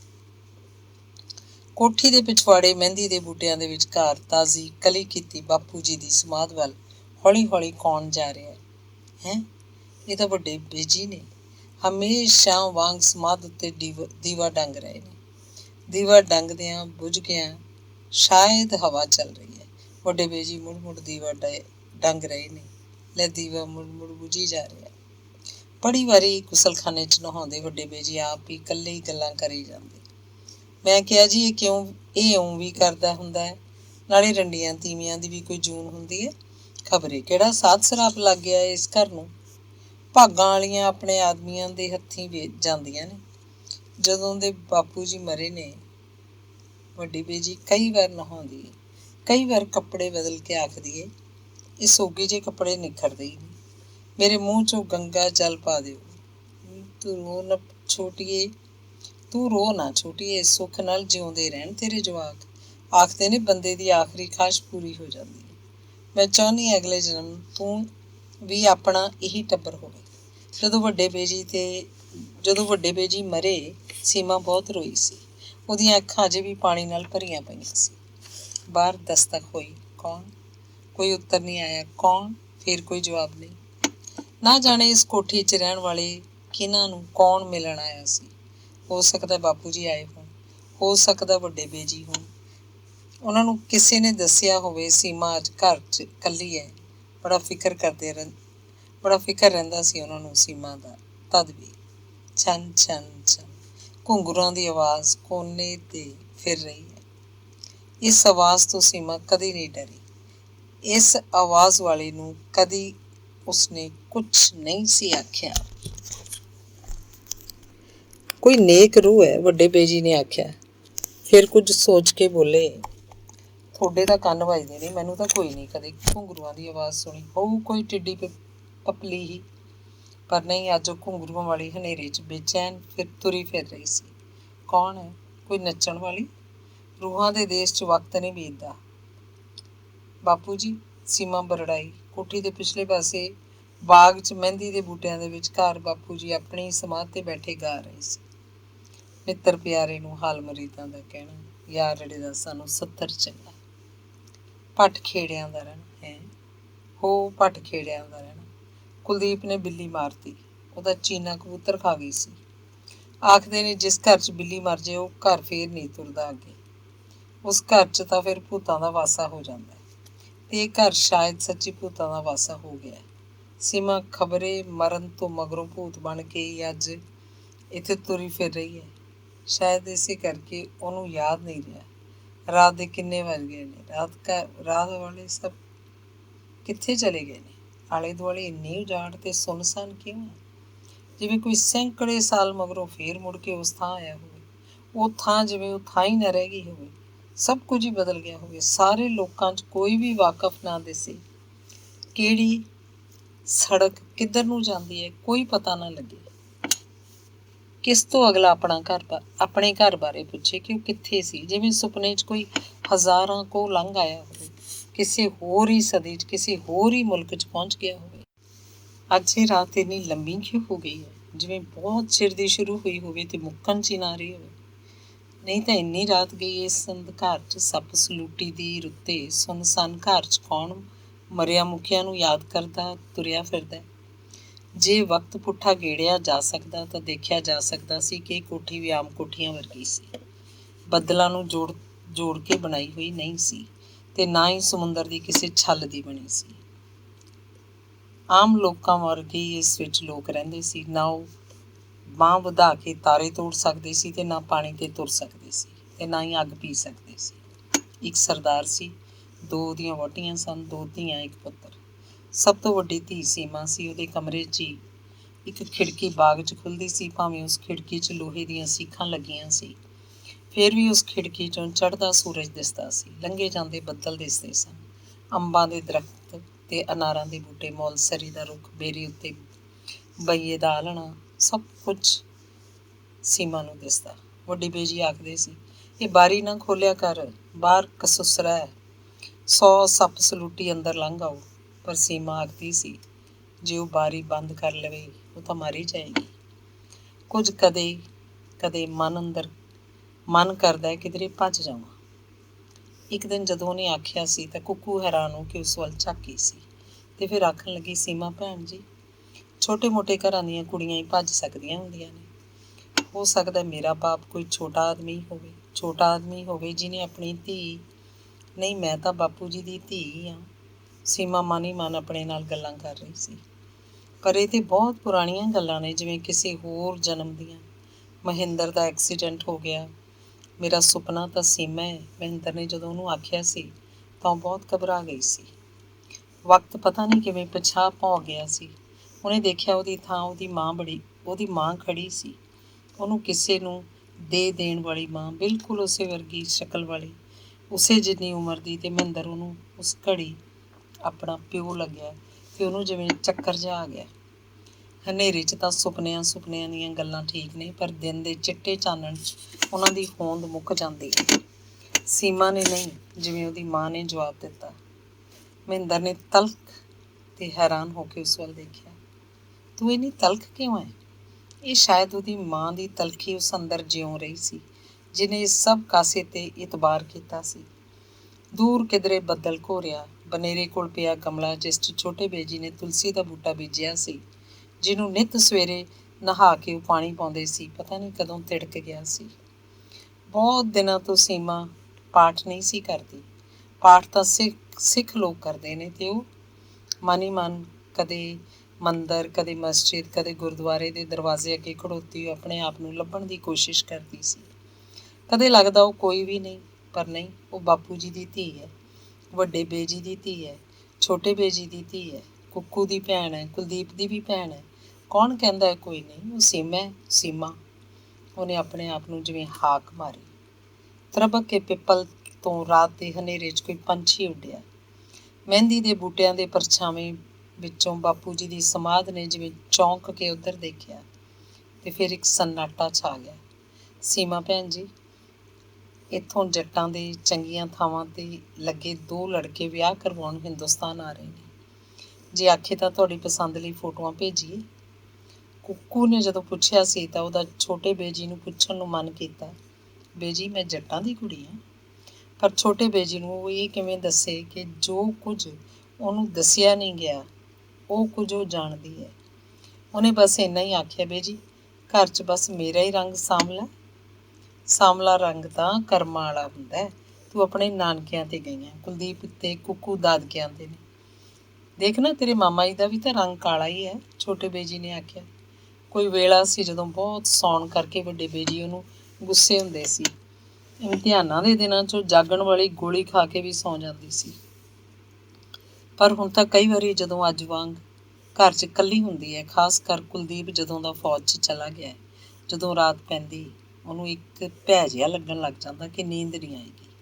ਅਤੇ ਸ਼ਾਇਦ ਅੱਜ ਦੀ ਰਾਤ ਵੀ ਉਹਨਾਂ ਰਾਤਾਂ ਵਿੱਚ ਹੀ ਸੀ, ਜਿਹੜੀਆਂ ਅੱਖਾਂ ਵਿੱਚ ਦੀ ਲੰਘਦੀਆਂ ਨੇ, ਜਿਹੜੀਆਂ ਵਕਤ ਨਾਲੋਂ ਟੁੱਟ ਕੇ ਭੂਤ ਦੇ ਭਵਿੱਖ ਨੂੰ ਨਿਗਲ ਲੈਂਦੀਆਂ ਨੇ। ਜਦੋਂ ਬੰਦੇ ਨੂੰ ਆਪਣੇ ਦਿਮਾਗ ਉੱਤੇ ਸ਼ੱਕ ਹੋਣ ਲੱਗਦਾ ਹੈ, ਜਦੋਂ ਕਿਤੇ ਵੀ ਹੱਥ ਨਹੀਂ ਅੱਪੜਦਾ, ਜਦੋਂ ਬੰਦਾ ਆਪਣੇ ਆਪ ਹੀ ਗਾਰ 'ਚ ਜਾ ਡਿੱਗਦਾ, ਜਦੋਂ ਲੱਗਦਾ ਹੈ ਕਿ ਪਰਲੋ ਦਾ ਦਿਨ ਹੈ। ਸੀਮਾ ਚਾਹੁੰਦੀ ਸੀ ਕਿਸੇ ਨੂੰ ਹਾਕ ਮਾਰ ਲਵੇ, ਪਰ ਸੰਗ ਵਿੱਚੋਂ ਆਵਾਜ਼ ਹੀ ਨਹੀਂ ਸੀ ਨਿਕਲਦੀ। ਨਿੱਕੇ ਜਿਹੇ ਕੁਲਦੀਪ ਨੇ ਉਹਦੇ ਨਾਲ ਲੜ ਕੇ ਉਹਦੀ ਵਲੈਤੀ ਗੁੱਡੀ ਖੂਹ 'ਚ ਸੁੱਟਤੀ ਸੀ। ਕੁਝ ਚਿਰ ਉਹ ਪਾਣੀ ਉੱਪਰ ਤਰਦੀ ਦਿਸਦੀ ਰਹੀ ਅਤੇ ਫਿਰ ਡੁੱਬ ਗਈ। ਅਹਿਮਦ ਨੇ ਖੂਹ 'ਚ ਉਤਰ ਕੇ ਵੀ ਲੱਭੀ ਅਤੇ ਰੱਸੇ ਨਾਲ ਕੁੰਡਾ ਬੰਨ੍ਹ ਕੇ ਵੀ ਟੋਲੀ, ਪਰ ਨਹੀਂ ਮਿਲੀ। ਬੁੱਢੇ ਨੌਕਰ ਗੇਂਦਾ ਰਾਮ ਦੀ ਘਰਵਾਲੀ ਆਖਦੀ ਹੈ, ਇਹਨੂੰ ਤਾਂ ਗਿੱਟਮੁੱਠੀਏ ਆਪਣੇ ਦੇਸ਼ ਲੈ ਗਏ ਹੋਣਗੇ। ਇਹ ਸ਼ਾਇਦ ਗਿੱਟਮੁੱਠੀਆਂ ਦਾ ਦੇਸ਼ ਹੀ ਸੀ ਜਿੱਥੇ ਸੀਮਾ ਹੁਣ ਖੜੋਤੀ ਸੀ। ਪਾਣੀ ਦੇ ਹੇਠਾਂ ਪਤਾਲ ਵਿੱਚ ਕੁਝ ਸਾਫ਼ ਨਹੀਂ ਸੀ ਦਿਖਾਈ ਦੇ ਰਿਹਾ। ਕਿਤੇ ਹੱਥ ਨਹੀਂ ਸੀ ਅੱਪੜ ਰਿਹਾ, ਕਿਧਰੇ ਆਵਾਜ਼ ਨਹੀਂ ਸੀ ਪਹੁੰਚ ਰਹੀ। ਚੁਫੇਰੇ ਪਾਣੀਓਂ ਪਾਣੀ ਸੀ। ਸਭ ਕੁਝ ਪਿੱਛੇ ਰਹਿੰਦਾ ਜਾ ਰਿਹਾ ਸੀ, ਸਭ ਕੁਝ ਭੁੱਲਦਾ ਜਾ ਰਿਹਾ ਸੀ।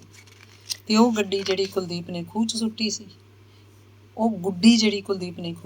ਸੀ, ਅਜੇ ਵੀ ਗਿੱਟਮੁੱਠੀਆਂ ਦੇ ਦੇਸ਼ ਕਿਧਰੇ ਰਹਿੰਦੀ ਹੈ ਅਤੇ ਆਉਂਦੇ ਜਾਂਦੇ ਰਾਹੀਆਂ ਤੋਂ ਪੁੱਛਦੀ ਹੈ, ਉਸ ਦੇਸ਼ ਨੂੰ ਕਿਹੜਾ ਰਾਹ ਜਾਂਦਾ ਹੈ ਜਿੱਥੇ ਬੱਦਲਾਂ ਨੂੰ ਜੋੜ ਕੇ ਬਣੀ ਇਸ ਕੋਠੀ 'ਚ ਉਹਨਾਂ ਭੈਣ ਭਰਾਵਾਂ ਦਾ ਬਚਪਨ ਅਜੇ ਵੀ ਕਿਸੇ ਕਮਰੇ 'ਚ ਸੁੱਤਾ ਹੋਇਆ।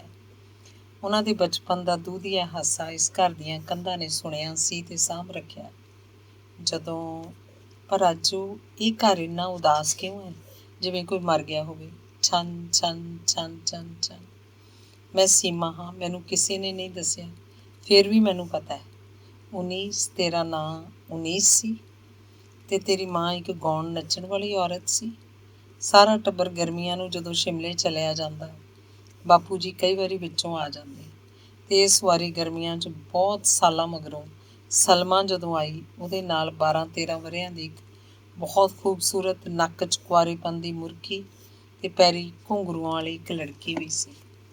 ਗਾਣਾ ਸ਼ੁਰੂ ਕਰਨ ਤੋਂ ਪਹਿਲਾਂ ਸਲਾਮ ਕਰਕੇ ਸਲਮਾ ਨੇ ਆਖਿਆ ਸੀ, ਸਰਦਾਰ अपनी बेटी को पहचानिए, कौन कहेगा आपकी बेटी नहीं, बेशक अपनी दूसरी बेटियों से मिलाकर देख लीजिए।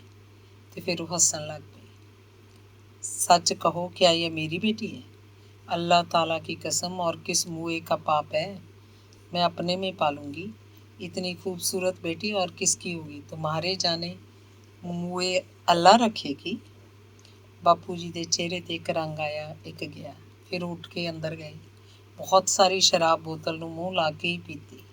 ਬੰਦੂਕ ਕੱਢ ਲਿਆਈ ਅਤੇ ਆਪਣੇ ਹੱਥੀਂ ਆਪਣੀ ਧੀ ਦੇ ਗੋਲੀ ਮਾਰੀ। ਆਪਣੇ ਹੱਥੀਂ ਆਪਣੇ ਵਿਹੜੇ 'ਚ ਆਪਣੀ ਧੀ ਦੀ ਕਬਰ ਪੁੱਟੀ ਅਤੇ ਆਪਣੇ ਹੱਥੀਂ ਉਹਨੂੰ ਦਫਨਾਇਆ। ਬੇਸ਼ੁਮਾਰ ਧਨ ਦੌਲਤ ਸਲਮਾ ਨੂੰ ਦੇ ਕੇ ਆਖਿਆ ਸੀ, तेरे को तो बेटी कमाई के लिए चाहिए थी ना, तो फिर बहुत दिन ਬਹੁਤ ਸ਼ਰਾਬ ਪੀਂਦੇ ਰਹੇ। ਇਉਂ ਹੀ ਹੋਇਆ ਸੀ ਨਾ 19, ਤੇ ਉਹ ਤੋਂ ਪਿੱਛੋਂ ਬਾਪੂ ਜੀ ਬਹੁਤ ਜ਼ਿਆਦਾ ਸ਼ਰਾਬ ਪੀਣ ਲੱਗ ਪਏ ਸਨ। ਪਰ ਉਹਨਾਂ ਨੂੰ ਤਸੱਲੀ ਸੀ ਕਿ ਉਹਨਾਂ ਦੀ ਧੀ ਉਹਨਾਂ ਦੇ ਖੰਭਾਂ ਹੇਠ ਸੀ, ਉਹਨਾਂ ਦੀਆਂ ਨਜ਼ਰਾਂ ਹੇਠ ਸੀ, ਤੇ ਇੱਕ ਕੋਈ ਕਿਧਰੇ ਮੇਰਾ ਬਾਪ ਸੀ। ਦਾਦੀ ਤੇ 19, ਤੂੰ ਰਾਤ ਨੂੰ ਕਬਰ ਚੋਂ ਨਿਕਲ ਸਾਰੇ ਘਰ 'ਚ ਇਉਂ ਤੁਰੀ ਫਿਰਦੀ ਰਹਿੰਦੀ ਹੈ ਜਿਵੇਂ ਤੇਰਾ ਆਪਣਾ ਘਰ ਹੋਵੇ। ਪਰ ਤੇਰਾ ਆਪਣਾ ਘਰ ਹੀ ਤਾਂ ਹੈ, ਤੇਰੇ ਬਾਪੂ ਜੀ ਦਾ ਘਰ। ਪਰ ਹੁਣ ਤਾਂ ਪੈਰਾਂ ਨਾਲੋਂ ਘੁੰਗਰੂ ਖੋਲ ਦੇ। ਹੁਣ ਤੂੰ ਸਲਮਾ ਦੀ ਧੀ ਥੋੜ੍ਹਾ ਹੀ ਹੈ, ਤੂੰ ਵੀ ਵੱਡੇ ਬੇਜੀ ਦੀ ਧੀ ਹੈ ਜਿਵੇਂ ਮੈਂ। ਛੋਟੇ ਬੇਜੀ ਉਹ ਪਿੰਡ ਗਏ ਹੋਏ ਨੇ, ਵਾਪਸ ਆ ਕੇ ਆਖਣਗੇ ਜ਼ਮੀਨ ਪ੍ਰੇਮ ਸੀ ਉਹਨੂੰ ਠੇਕੇ 'ਤੇ ਦੇ ਆਈਆਂ। ਪੁਰਾਣਾ ਬੰਦਾ ਫਿਰ ਵੀ 100 ਲਿਹਾਜ਼ ਹੈ। ਤੁਹਾਡਾ ਕਹਿ ਕੇ ਗੱਲ ਕੀਤੀ, ਆਪਣਾ ਆਖੇ ਨਹੀਂ। ਬੇਜੀ ਤੁਹਾਡੀਆਂ ਦੋਵੇਂ ਭੈਣਾਂ ਤਾਂ ਜੱਟਾਂ ਦੇ ਵਿਆਹੀਆਂ ਹੋਈਆਂ ਨੇ, ਤੁਸੀਂ ਚੰਗੀ ਕਿਸਮਤ ਨੂੰ ਸਰਦਾਰਾਂ ਦੇ ਆ ਗਏ। ਕੁੱਕੂ ਨੇ ਇੱਕ ਦਿਨ ਆਖਿਆ ਸੀ। ਛੋਟੇ ਬੇਜੀ ਬਿੰਦਕ ਚੁੱਪ ਰਹੇ, ਫਿਰ ਬੋਲੇ, ਜੱਟਾਂ ਦੇ ਘਰ ਹਰੇਕ ਚੀਜ਼ ਲੋੜੀਂਦੀ ਹੁੰਦੀ ਹੈ। ਸਰਦਾਰਾਂ ਦੇ ਵਾਫਰ, ਭੈਣਾਂ 'ਚੋਂ ਕੋਈ 2 ਦਿਨ ਪੇਕੀ ਆ ਜਾਏ, ਅਗਲੇ ਨੂੰ ਆ ਖੜਨਗੇ ਵੀ ਸਾਡਾ ਨਹੀਂ ਸਰਦਾ ਪਿੱਛੇ। ਲੈ ਸਾਨੂੰ ਕਿਹੜਾ ਸਰਦਾ ਤੁਹਾਡੇ ਬਿਨਾਂ ਬੇਜੀ, ਇੱਥੇ ਨੌਕਰ ਚਾਕਰ ਹੈਗੇ ਨੇ ਕੰਮ ਕਰਨ, ਤੁਹਾਨੂੰ ਕੀ ਫਰਕ ਪੈਂਦਾ? ਸਹੁੰ ਖਾਓ ਵੀ ਤੁਹਾਨੂੰ ਕੋਈ ਫਰਕ ਨਹੀਂ ਪੈਂਦਾ। ਕੁੱਕੂ ਨੇ ਮਜ਼ਾਕ ਵਾਂਗ ਆਖਿਆ। ਸਹੁੰ ਬਾਪ ਦੀ, ਬੇਜੀ ਬੋਲੀ। ਸਾਡੇ ਬਾਪ ਦੀ ਕਿ ਤੁਹਾਡੇ ਬਾਪ ਦੀ? ਤੁਹਾਡੇ ਦੀ ਕਾਹਨੂੰ, ਮੇਰੇ ਆਪਣੇ ਦੀ। ਤੁਸੀਂ ਫੇਰ ਕਿਹੋ ਜਿਹਾ ਘਰ ਸੋਚਿਆ ਸੀ ਆਪਣੇ ਲਈ? ਜੋ ਹੋ ਗਿਆ ਸਭ ਠੀਕ ਹੈ, ਆਖ ਬੇਜੀ ਉੱਠ ਕੇ ਜਾਣ ਲੱਗੇ। ਤੁਹਾਨੂੰ ਮੇਰੀ ਸਹੁੰ ਲੱਗੇ, ਆਖ ਕੁੱਕੂ ਨੇ ਹੱਥ ਫੜ ਕੇ ਰੋਕ ਲਿਆ। ਛੋਟੇ ਬੇਜੀ ਦਾ ਮੂੰਹ ਹੋਰ ਹੀ ਤਰ੍ਹਾਂ ਦਾ ਹੋ ਗਿਆ। ਸੱਚੋ ਸੱਚ ਦੱਸੋ ਬੇਜੀ, ਸੋਚਿਆ ਸੀ ਤਕੜਾ ਲਾਣਾ ਹੋਊ, ਡੰਗਰ ਬੱਚੇ ਮੱਝਾਂ ਗਾਵਾਂ ਹੋਣਗੀਆਂ, ਰੋਟੀਆਂ ਲਾਉਂਦੀਆਂ, ਭਾਂਡੇ ਮਾਂਜਦੀਆਂ, ਗੋਹਾ ਕੂੜਾ ਕਰਦਿਆਂ ਦੀ ਉਹ ਜੂਨ ਲੰਘ ਜਾਣੀ ਸੀ ਨਾ। ਕੁੱਕੂ ਬੋਲੀ। ਜੂਨ ਲੰਘ ਤਾਂ ਜਾਣੀ ਸੀ, ਹੁਣ ਤਾਂ ਜਾਣੀ ਅੜ ਕੇ ਖੜੋ ਗਈ ਹੈ। ਆਖਦੇ ਬੇਜੀ ਘਬਰਾ ਕੇ ਚੁੱਪ ਕਰ ਗਏ। ਸ਼ਾਇਦ ਉਹਨਾਂ ਨੂੰ ਲੱਗਿਆ ਸੀ ਉਹਨਾਂ ਨੂੰ ਇਹੋ ਜਿਹੀਆਂ ਗੱਲਾਂ ਨਹੀਂ ਕਰਨੀਆਂ ਚਾਹੀਦੀਆਂ। ਅਸੀਂ ਤੁਹਾਨੂੰ ਪਸੰਦ ਨਹੀਂ ਬੇਜੀ, ਕੁੱਕੂ ਨੇ ਸ਼ਰਾਰਤ ਨਾਲ ਆਖਿਆ। ਪਸੰਦ ਕਿਉਂ ਨਹੀਂ ਹੈ, ਲੈ। ਤੇ ਅੱਜ ਸੀਮਾ ਨੂੰ ਸਤ੍ਹਾ ਦੇ ਉੱਪਰ ਤੁਰੀ ਫਿਰ ਰਹੀ ਛੋਟੀ ਬੇਜੀ ਦੇ ਨਾਲ ਸਤ੍ਹਾ ਦੇ ਹੇਠਾਂ ਡੁੱਬ ਗਈ ਛੋਟੀ ਬੇਜੀ ਦਾ ਲੇਖਾ ਜੋਖਾ ਇਉਂ ਦਿਸ ਰਿਹਾ ਸੀ ਜਿਵੇਂ ਉਹ ਚਿੱਤਰਗੁਪਤ ਦੀ ਵਹੀ ਪੜ੍ਹ ਰਹੀ ਹੋਵੇ, ਜਿਵੇਂ ਉਹ ਧਰਮਰਾਜ ਦੀ ਕਚਹਿਰੀ 'ਚ ਖੜੋਤੀ ਸੱਚੋ ਸੱਚ ਦਾ ਨਿਤਾਰਾ ਹੁੰਦਾ ਦੇਖ ਰਹੀ ਹੋਵੇ। ਪਰ ਇਹ ਤਾਂ ਪੁਰਾਣੀਆਂ ਗੱਲਾਂ ਨੇ, ਬਹੁਤ 100 ਸਾਲ ਪੁਰਾਣੀਆਂ। ਗਾਂਹ ਲੰਘ ਕੇ ਸੀਮਾ ਦੇਖ ਰਹੀ ਸੀ ਉਸ ਬੱਦਲਾਂ ਨੂੰ ਜੋੜ ਤੋੜ ਕੇ ਬਣਾਈ ਘਸਮੈਲੇ ਨੀਲੇ ਰੰਗ ਦੀ ਕੋਠੀ ਵਿੱਚ ਕੋਈ ਹੋਰ ਹੀ ਰਹਿ ਰਿਹਾ। ਕੁਲਦੀਪ ਦੀ ਸ਼ਹਿਰਨ ਵਹੁਟੀ ਇਸ ਕੋਠੀ ਦੇ ਇਤਿਹਾਸ ਨਾਲ ਜੁੜ ਕੇ ਵੱਡੇ ਬੇਜੀ ਤੇ ਛੋਟੇ ਬੇਜੀ ਦੀ ਨੂੰਹ ਬਣ ਕੇ ਨਹੀਂ ਸੀ ਜੀ ਸਕਦੀ। ਉਹ ਆਖਦੀ ਹੈ ਪੁਰਾਣੀ ਕੋਠੀ ਆਪਾਂ ਕੀ ਕਰਨੀ ਹੈ, ਵੇਚ ਕੇ ਮਾਡਰਨ ਫਲੈਟ ਖਰੀਦਾਂਗੇ ਕਿਸੇ ਚੰਗੇ ਸ਼ਹਿਰ 'ਚ। ਵਕਤ ਨਾਲੋਂ ਵੀ ਤੇਜ਼ ਪੁਲੰਘਾਂ ਪੁੱਟਦੀ ਸੀਮਾ ਉੱਥੇ ਗਈ, ਦਰਵਾਜ਼ੇ ਉੱਤੇ ਦਸਤਕ ਦਿੱਤੀ। ਕਿਸੇ ਅਜਨਬੀ ਚਿਹਰੇ ਨੇ ਆ ਕੇ ਪੁੱਛਿਆ, ਤੁਸੀਂ ਕਿਹਨੂੰ ਮਿਲਣਾ ਹੈ? ਉਹ ਕੀ ਆਖਦੀ ਹੈ ਇਸ ਘਰ 'ਚ, ਮੈਂ ਆਪਣੇ ਬਚਪਨ ਨੂੰ ਮਿਲਣ ਆਈ ਹਾਂ। ਮੈਂ ਟਿਕੀ ਰਾਤ 'ਚ ਬੇਚੈਨ ਡੋਲਦੀ ਤੁਰੀ ਫਿਰ ਰਹੀ ਉਸ ਘੁੰਗਰੂਆਂ ਵਾਲੀ ਨੂੰ ਮਿਲਣ ਆਈ ਹਾਂ। ਮੈਂ ਇਸ ਘਰ ਦੇ ਇਤਿਹਾਸ ਨੂੰ ਮਿਲਣ ਆਈ ਹਾਂ, ਇਸ ਘਰ ਨੂੰ ਮਿਲਣ ਆਈ ਹਾਂ। ਮੈਂ ਸੀਮਾ ਹਾਂ। ਤੇ ਉਹਨੂੰ ਚੁੱਪ ਦੇਖ ਖੜੀ ਨੂੰ ਅਜਨਬੀ ਚਿਹਰਾ ਬੋਲਿਆ, ਤੁਸੀਂ ਸ਼ਾਇਦ ਭੁਲੇਖੇ ਨਾਲ ਆ ਗਏ ਹੋ। ਉਸ ਵੇਲੇ ਉਹ ਨਹੀਂ ਆਖ ਸਕੀ ਕਿ ਮੈਂ ਅੰਦਰ ਜਾ ਕੇ ਸਾਰੇ ਕਮਰਿਆਂ ਨੂੰ ਵੇਖ ਲਵਾਂ। ਉਹ ਇਹ ਵੀ ਨਹੀਂ ਆਖ ਸਕੀ ਤੁਸੀਂ ਬਾਪੂ ਜੀ ਦੀ ਸਮਾਧ ਨੂੰ ਕਲੀ ਤਾਂ ਕਰਵਾ ਦੇਣੀ ਸੀ। ਪਰ ਹੈ ਬਾਗ 'ਚੋਂ ਸਮਾਧ ਕਿੱਥੇ ਚਲੀ ਗਈ? ਵੱਡੇ ਬੇਜੀ ਦੀਵਾ ਕਿੱਥੇ ਡੰਗਦੇ ਹੋਣਗੇ? ਉਹਨੂੰ ਚੱਕਰ ਜੇ ਕਿਉਂ ਆ ਰਹੇ ਨੇ? ਕਿਹੜਾ ਸਮਾਂ ਸੀ, ਕਿਹੜਾ ਖੂਹ ਦੀਆਂ ਟਿੰਡਾਂ ਵਾਂਗ ਕਦੇ ਪੁੱਠਾ ਗਿੜਨ ਲੱਗ ਪੈਂਦਾ ਸੀ, ਕਦੇ ਸਿੱਧਾ, ਕਦੇ 100 ਸਾਲ ਗਾਂਹ ਚਲਾ ਜਾਂਦਾ, ਕਦੇ 100 ਸਾਲ ਪਿਛਾਂਹ ਚਲਾ ਜਾਂਦਾ ਸੀ। ਇਹਦਾ ਵਰਤਮਾਨ ਕਿੱਥੇ ਗਿਆ? ਕੀ ਆਖਿਆ, ਵਕਤ ਦਾ ਕੋਈ ਵਰਤਮਾਨ ਹੁੰਦਾ ਹੀ ਨਹੀਂ। ਕੁਲਦੀਪ ਰੋ ਕਿਉਂ ਰਿਹਾ? ਕੁਲਦੀਪ ਆਪਣਾ ਨਾਂ ਕਿਵੇਂ ਭੁੱਲ ਗਿਆ? ਕੁਲਦੀਪ ਅੱਜ ਭੁੱਖਾ ਹੀ ਸੌਂ ਗਿਆ। ਕੁਲਦੀਪ ਦੀ ਮਾਂ ਕਿੱਥੇ ਹੈ? ਉਹਦੀਆਂ ਦੋਵੇਂ ਮਾਵਾਂ ਕਿੱਥੇ ਗਈਆਂ? ਕੁਲਦੀਪ ਦੀਆਂ ਭੈਣਾਂ ਕਿੱਥੇ ਨੇ? ਕੁਲਦੀਪ ਸ਼ਰਾਬ ਪੀ ਕੇ ਭੁੱਖਾ ਹੀ ਸੌਂ ਗਿਆ। ਕੁਲਦੀਪ ਦੇ ਖੰਭ ਕਿੱਥੇ ਗਏ? ਇਹਨੂੰ ਘੱਟ ਕਿਉਂ ਦਿਸਣ ਲੱਗ ਪਿਆ? ਕੀ ਇਹ ਨੀਂਦ 'ਚ ਬਰੜਾ ਰਿਹਾ? ਏਡੀ ਛੇਤੀ ਬੁੱਢਾ ਕਿਵੇਂ ਹੋ ਗਿਆ? ਸਾਰੇ ਵਾਲ ਚਿੱਟੇ ਹੋ ਗਏ, ਸਿਆਣ 'ਚ ਹੀ ਨਹੀਂ ਆ ਰਿਹਾ। ਉਹਦੀ ਵਹੁਟੀ ਐਡੀ ਉੱਚੀ ਉੱਚੀ ਕਿਉਂ ਹੱਸ ਰਹੀ ਹੈ? ਕੌਣ ਦਰਵਾਜ਼ਾ ਖੜਕਾ ਰਿਹਾ? ਪੱਤੇ ਝੜ ਝੜ ਵਿਹੜੇ 'ਚ ਡਿੱਗੀ ਜਾ ਰਹੇ ਨੇ। ਕੀ ਇਹ ਜਾਣਦਾ ਹੈ ਕਿ ਕਿਉਂ ਨਹੀਂ ਜਾਣਦਾ? ਕੁੱਕੂ ਦੇ ਵਿਆਹ ਵੇਲੇ ਇਹ ਸਫੈਦੇ ਦਾ ਰੁੱਖ ਕਿੱਡਾ ਖੁਸ਼ ਦਿਸਦਾ ਸੀ, ਤੇ ਬਾਪੂ ਜੀ ਦੀ ਜਦੋਂ ਅਰਥੀ ਉੱਠੀ ਸੀ ਇਹ ਰੋਇਆ ਵੀ ਜ਼ਰੂਰ ਹੋਣਾ, ਤੇ ਕੁਲਦੀਪ ਨੂੰ ਜਾਂਦੇ ਨੂੰ ਦੂਰ ਤੀਕ ਦੇਖਦਾ ਰਹਿੰਦਾ। ਤੇ ਕੁਲਦੀਪ ਦੀ ਸ਼ਹਿਰਨ ਵਹੁਟੀ ਆਖਦੀ ਹੈ, ਇਹਨੂੰ ਕਟਵਾ ਦਿਓ, ਪੱਤਿਆਂ ਦਾ ਗੰਦ ਖਿਲਰਦਾ ਰਹਿੰਦਾ ਤੇ ਉਹਦੀਆਂ ਟਾਹਣੀਆਂ ਤੇ ਬੈਠੇ ਕਾਂ ਚਿੜੀਆਂ ਕਿੰਨੀ ਵਾਰੀ ਵਿਹੜੇ 'ਚ ਸੁੱਕਣੇ ਪਾਏ ਕੱਪੜਿਆਂ ਤੇ ਆ ਬੈਠਦੇ ਨੇ, ਕਟਵਾ ਦਿਓ। ਨਹੀਂ ਨਹੀਂ, ਉਹ ਚੀਕੀ। ਉਹਨੂੰ ਬੜੀ ਤ੍ਰੇਹ ਲੱਗੀ ਸੀ, ਪਰ ਪਾਣੀ ਕਿਧਰੇ ਨਹੀਂ ਸੀ। ਉਹਦਾ ਗਲ ਸੁੱਕਿਆ ਜਾ ਰਿਹਾ ਸੀ। ਕਿਹਨੂੰ ਆਖੇ ਉਹਨੂੰ ਕੋਈ ਪਾਣੀ ਦਾ ਗਲਾਸ ਦੇ ਦੇਵੇ। ਇੱਥੇ ਤਾਂ ਕੋਈ ਨਹੀਂ ਸੀ ਦਿਸਦਾ। ਕੁੱਕੂ ਦੇ ਕਮਰੇ 'ਚ ਜਿਹੜੀ ਉਹਦੀ ਤਸਵੀਰ ਪਈ ਹੈ, ਉਸ ਵਿੱਚ ਕੁੱਕੂ ਮੁਸਕਰਾ ਰਹੀ ਹੈ। ਉਹਦੇ ਵਿਆਹ ਵੇਲੇ ਰਾਹ 'ਚ ਜਿਹੜਾ ਸਮੁੰਦਰ ਆਇਆ ਸੀ, ਜਿਹੜੀ ਕੁੱਕੂ ਉਸ ਤੋਂ ਪਾਰ ਨਹੀਂ ਲੰਘੀ ਸੀ, ਉਹ ਸਮੁੰਦਰ ਦੀ ਕਿਸੇ ਲਹਿਰ ਅੰਦਰ, ਕਿਸੇ ਸਿੱਪੀ ਅੰਦਰ, ਕਿਸੇ ਘੁੰਮਣ ਘੇਰੀ ਅੰਦਰ, ਕਿਸੇ ਤਰਦੇ ਜਾਂਦੇ ਰੁੱਖ ਨਾਲ ਝੜੇ ਪੱਤੇ ਅੰਦਰ ਇਸ ਵੇਲੇ ਵੀ ਜਾਗ ਰਹੀ ਹੋਏਗੀ। ਤੇ ਫੋਟੋ 'ਚ ਮੁਸਕਰਾਉਣ ਵਾਲੀ ਕੁੱਕੂ ਸਮੁੰਦਰ ਤੋਂ ਪਾਰ ਲੰਘਣ ਪਿੱਛੋਂ ਕੁਝ ਵੱਧ ਚੁੱਪ, ਕੁਝ ਵੱਧ ਗੰਭੀਰ, ਕੁਝ ਵੱਧ ਸਿਆਣੀ ਆਪਣੇ ਘਰ 'ਚ ਸਾਬਤ ਤੁਰੀ ਫਿਰ ਰਹੀ ਹੈ।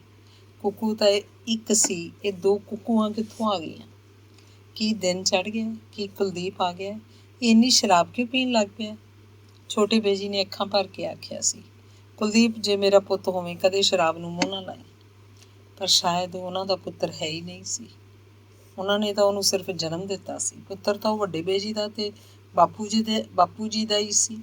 ਇਸ ਲਈ ਉਹ ਸ਼ਰਾਬ ਪੀਂਦਾ ਸੀ ਤੇ ਸ਼ਰਾਬ ਪੀਣ ਨੂੰ ਮਾੜਾ ਵੀ ਸਮਝਦਾ ਸੀ, ਭਾਵੇਂ ਉਹਨੂੰ ਪਤਾ ਸੀ ਬਾਪੂ ਜੀ ਦੀ ਛੇਤੀ ਮੌਤ ਦਾ ਕਾਰਨ ਸ਼ਰਾਬ ਹੀ ਸੀ। ਹਨੇਰੇ 'ਚ ਜਿਵੇਂ ਸੱਪ ਬੋਲ ਰਿਹਾ ਸੀ। ਆਖਦੇ ਨੇ ਸੱਪ ਵਿੱਚ ਕਿਸੇ ਮਰੇ ਮੁੱਕੇ ਦੀ ਰੂਹ ਹੁੰਦੀ ਹੈ। ਖਾਸ ਕਰ ਜਦੋਂ ਕੋਈ ਅਮੀਰ ਮਰਦਾ ਤਾਂ ਉਹ ਸੱਪ ਦੀ ਜੂਨ ਪੈ ਕੇ ਆਪਣੀ ਦੱਬੀ ਹੋਈ ਮਾਇਆ ਦੇ ਖਜ਼ਾਨੇ ਦੀ ਰਾਖੀ ਕਰਦਾ ਹੈ।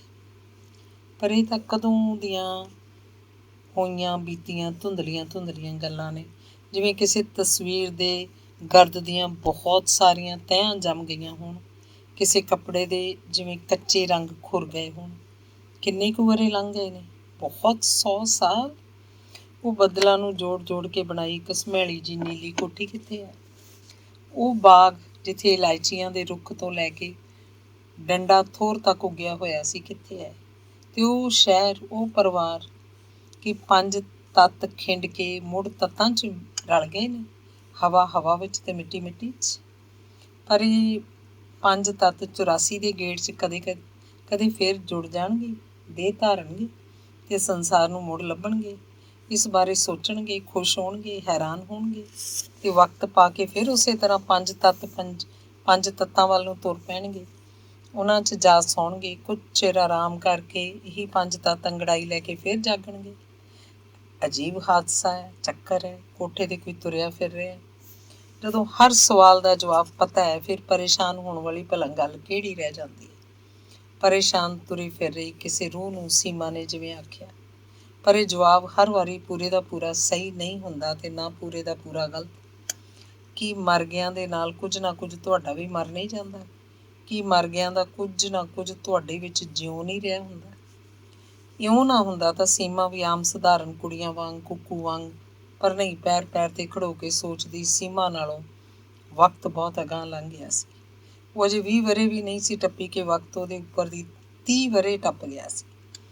ਵਿਚਲੇ 10 ਵਰ੍ਹੇ ਉਹਨੂੰ ਪਤਾ ਹੀ ਨਹੀਂ ਸੀ ਲੱਗ ਰਿਹਾ ਕਿੱਥੇ ਗੁਆਚ ਗਏ ਸੀ। ਉਹਦੇ ਭਾਣੇ ਗੁਆਚ ਗਏ ਸੀ, ਜਾਂ ਫਿਰ ਬਾਪੂ ਜੀ, ਵੱਡੇ ਬੇਜੀ ਹੋ ਆਏ, ਜਾਂ ਨਾ ਜਾਣੇ ਕਿਹਦੇ ਨਾਲ ਤੁਰ ਗਏ ਸੀ। ਪਰ ਲੋਕਾਂ ਨੂੰ ਲੱਗਦਾ ਉਹਦੀਆਂ ਅੱਖਾਂ ਹੇਠਲੀ ਕਾਲਖ 'ਚ ਮਰੇ ਪਏ ਨੇ। ਸਾਰਾ ਸ਼ਹਿਰ ਸੁੱਤਾ ਹੋਇਆ। ਦੂਰੋਂ ਸੜਕ 'ਤੇ ਦਗੜ ਫੌਜੀ ਟੈਂਕ ਲੰਘੇ ਜਾ ਰਹੇ ਨੇ। ਸੜਕ ਤੋਂ ਲੰਘਦੇ ਟੈਂਕਾਂ ਦੀ ਆਵਾਜ਼ ਨਾਲ ਜ਼ਿਮੀ ਅਸਮਾਨ ਕੰਬਦੇ ਪਏ ਨੇ। ਮਾਲੀ ਦੀ ਝੁੱਗੀ 'ਚ ਕੋਈ ਬੱਚਾ ਚਿੰਗਾੜਿਆ। ਫਿਜ਼ਾ 'ਚ ਵਿਚਰ ਰਿਹਾ ਦਹਿਲ ਬੱਚੇ ਤੱਕ ਜਾ ਪਹੁੰਚਿਆ। ਬੱਚੇ ਦੀ ਡਰੀ ਆਵਾਜ਼ ਹਨੇਰੇ ਨੂੰ ਚੀਰਦੀ ਕਿਧਰੇ ਲੰਘ ਗਈ। ਕੋਠੀ ਦੇ ਪਿਛਲੇ ਪਾਸੇ ਮਹਿੰਦੀ ਦੇ ਬੂਟਿਆਂ ਵਿਚਕਾਰ ਬਾਪੂ ਜੀ ਦੀ ਸਮਾਧ 'ਤੇ ਦੀਵਾ ਟੰਗ ਰਹੇ ਬੇਜੀ ਦਾ ਦਿਲ ਹੌਲਿਆ। ਉਹਨਾਂ ਦਾ ਪੁੱਤਰ ਵੀ ਤਾਂ ਫੌਜੀ ਸੀ ਤੇ ਇਹ ਟੈਂਕ। ਚਾਰੋਂ ਪਾਸੇ ਇੰਨਾ ਹਨੇਰਾ ਕਿਉਂ ਹੈ? ਜਿਵੇਂ ਕਿਸੇ ਅਤਿਕ ਹੱਥ ਨੇ ਸਾਰੇ ਚੰਦ, ਤਾਰੇ ਤੇ ਸੂਰਜ ਬੁਝਾ ਦਿੱਤੇ ਨੇ। ਰੌਸ਼ਨੀ ਅੰਧਕਾਰ ਨੂੰ ਬੇਆਰਾਮ ਕਰ ਰਹੀ ਸੀ।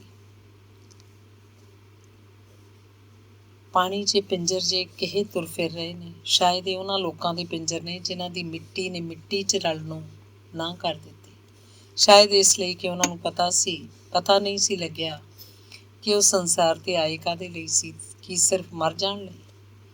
ਪਰ ਨਹੀਂ, ਹਾਂ, ਇਹ ਤਾਂ ਬਾਪੂ ਜੀ ਟੈਲੀਫੋਨ ਕਰ ਰਹੇ ਨੇ। ਸ਼ਾਇਦ ਕੁਲਦੀਪ ਨੂੰ ਆਖਣ, ਓਏ ਨਲਾਇਕਾ, ਤੂੰ ਕੋਠੀ ਵੇਚਣ ਲੱਗਿਆ ਤੇ ਸੀਮਾ ਹਾਂ, ਸੀਮਾ ਨੇ ਬਾਪੂ ਜੀ ਦਾ ਮਰਨ ਪਿੱਛੋਂ ਟੈਲੀਫੋਨ ਨਹੀਂ ਸੀ ਕੱਟਣ ਦਿੱਤਾ।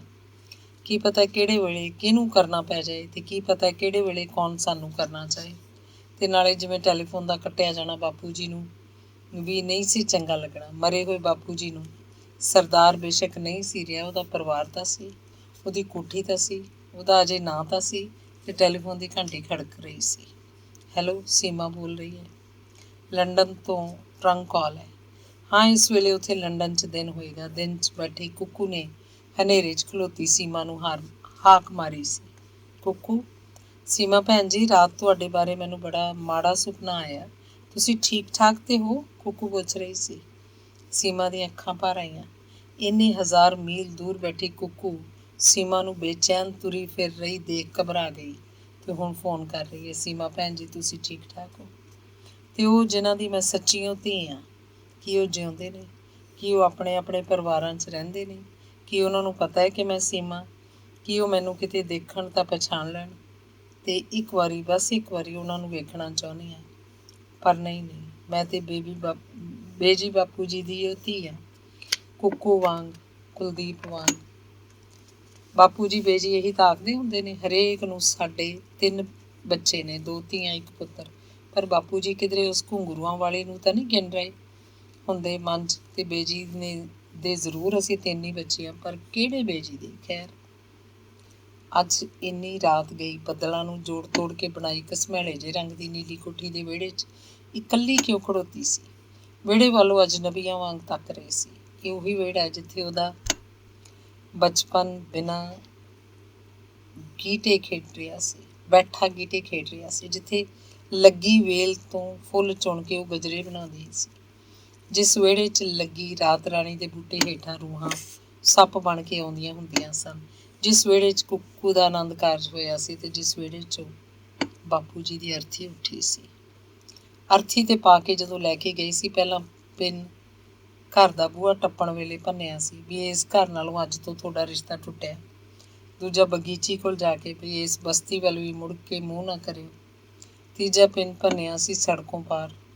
ਪਿਛਲਾ ਸਭ ਕੁਝ ਪਿੱਛੇ ਰਹਿ ਗਿਆ। ਚੌਥਾ ਪਿੰਨ ਚਿਤਾ ਦੇ ਕੋਲ ਜਾ ਕੇ ਭੰਨਿਆ ਸੀ ਬਈ ਸਭ ਰਿਸ਼ਤੇ ਮੁੱਕੇ, ਹੁਣ ਗਾਂ ਦਾ ਧਿਆਨ ਕਰੋ। ਫਿਰ ਵੀ ਵੱਡੇ ਬੇਜੀ ਦਾ ਆਖਣ ਨੂੰ ਮਨ ਕੀਤਾ, ਬਾਹਰ ਝੱਖੜ ਹੈ, ਤੁਸੀਂ ਬਾਹਰ ਰਾਤ ਕਿਵੇਂ ਕੱਟੋਗੇ? ਅਤੇ ਅੱਜ ਫਿਰ ਝੱਖੜ ਝੁੱਲ ਰਿਹਾ ਸੀ। ਬਾਪੂ ਜੀ ਨਾ ਜਾਣੇ ਕਿਸ ਦਰਖਤ ਹੇਠਾਂ ਖੜ੍ਹੇ ਭਿੱਜਦੇ ਹੋਣਗੇ, ਅਤੇ ਵੱਡੇ ਬੇਜੀ ਵੀ।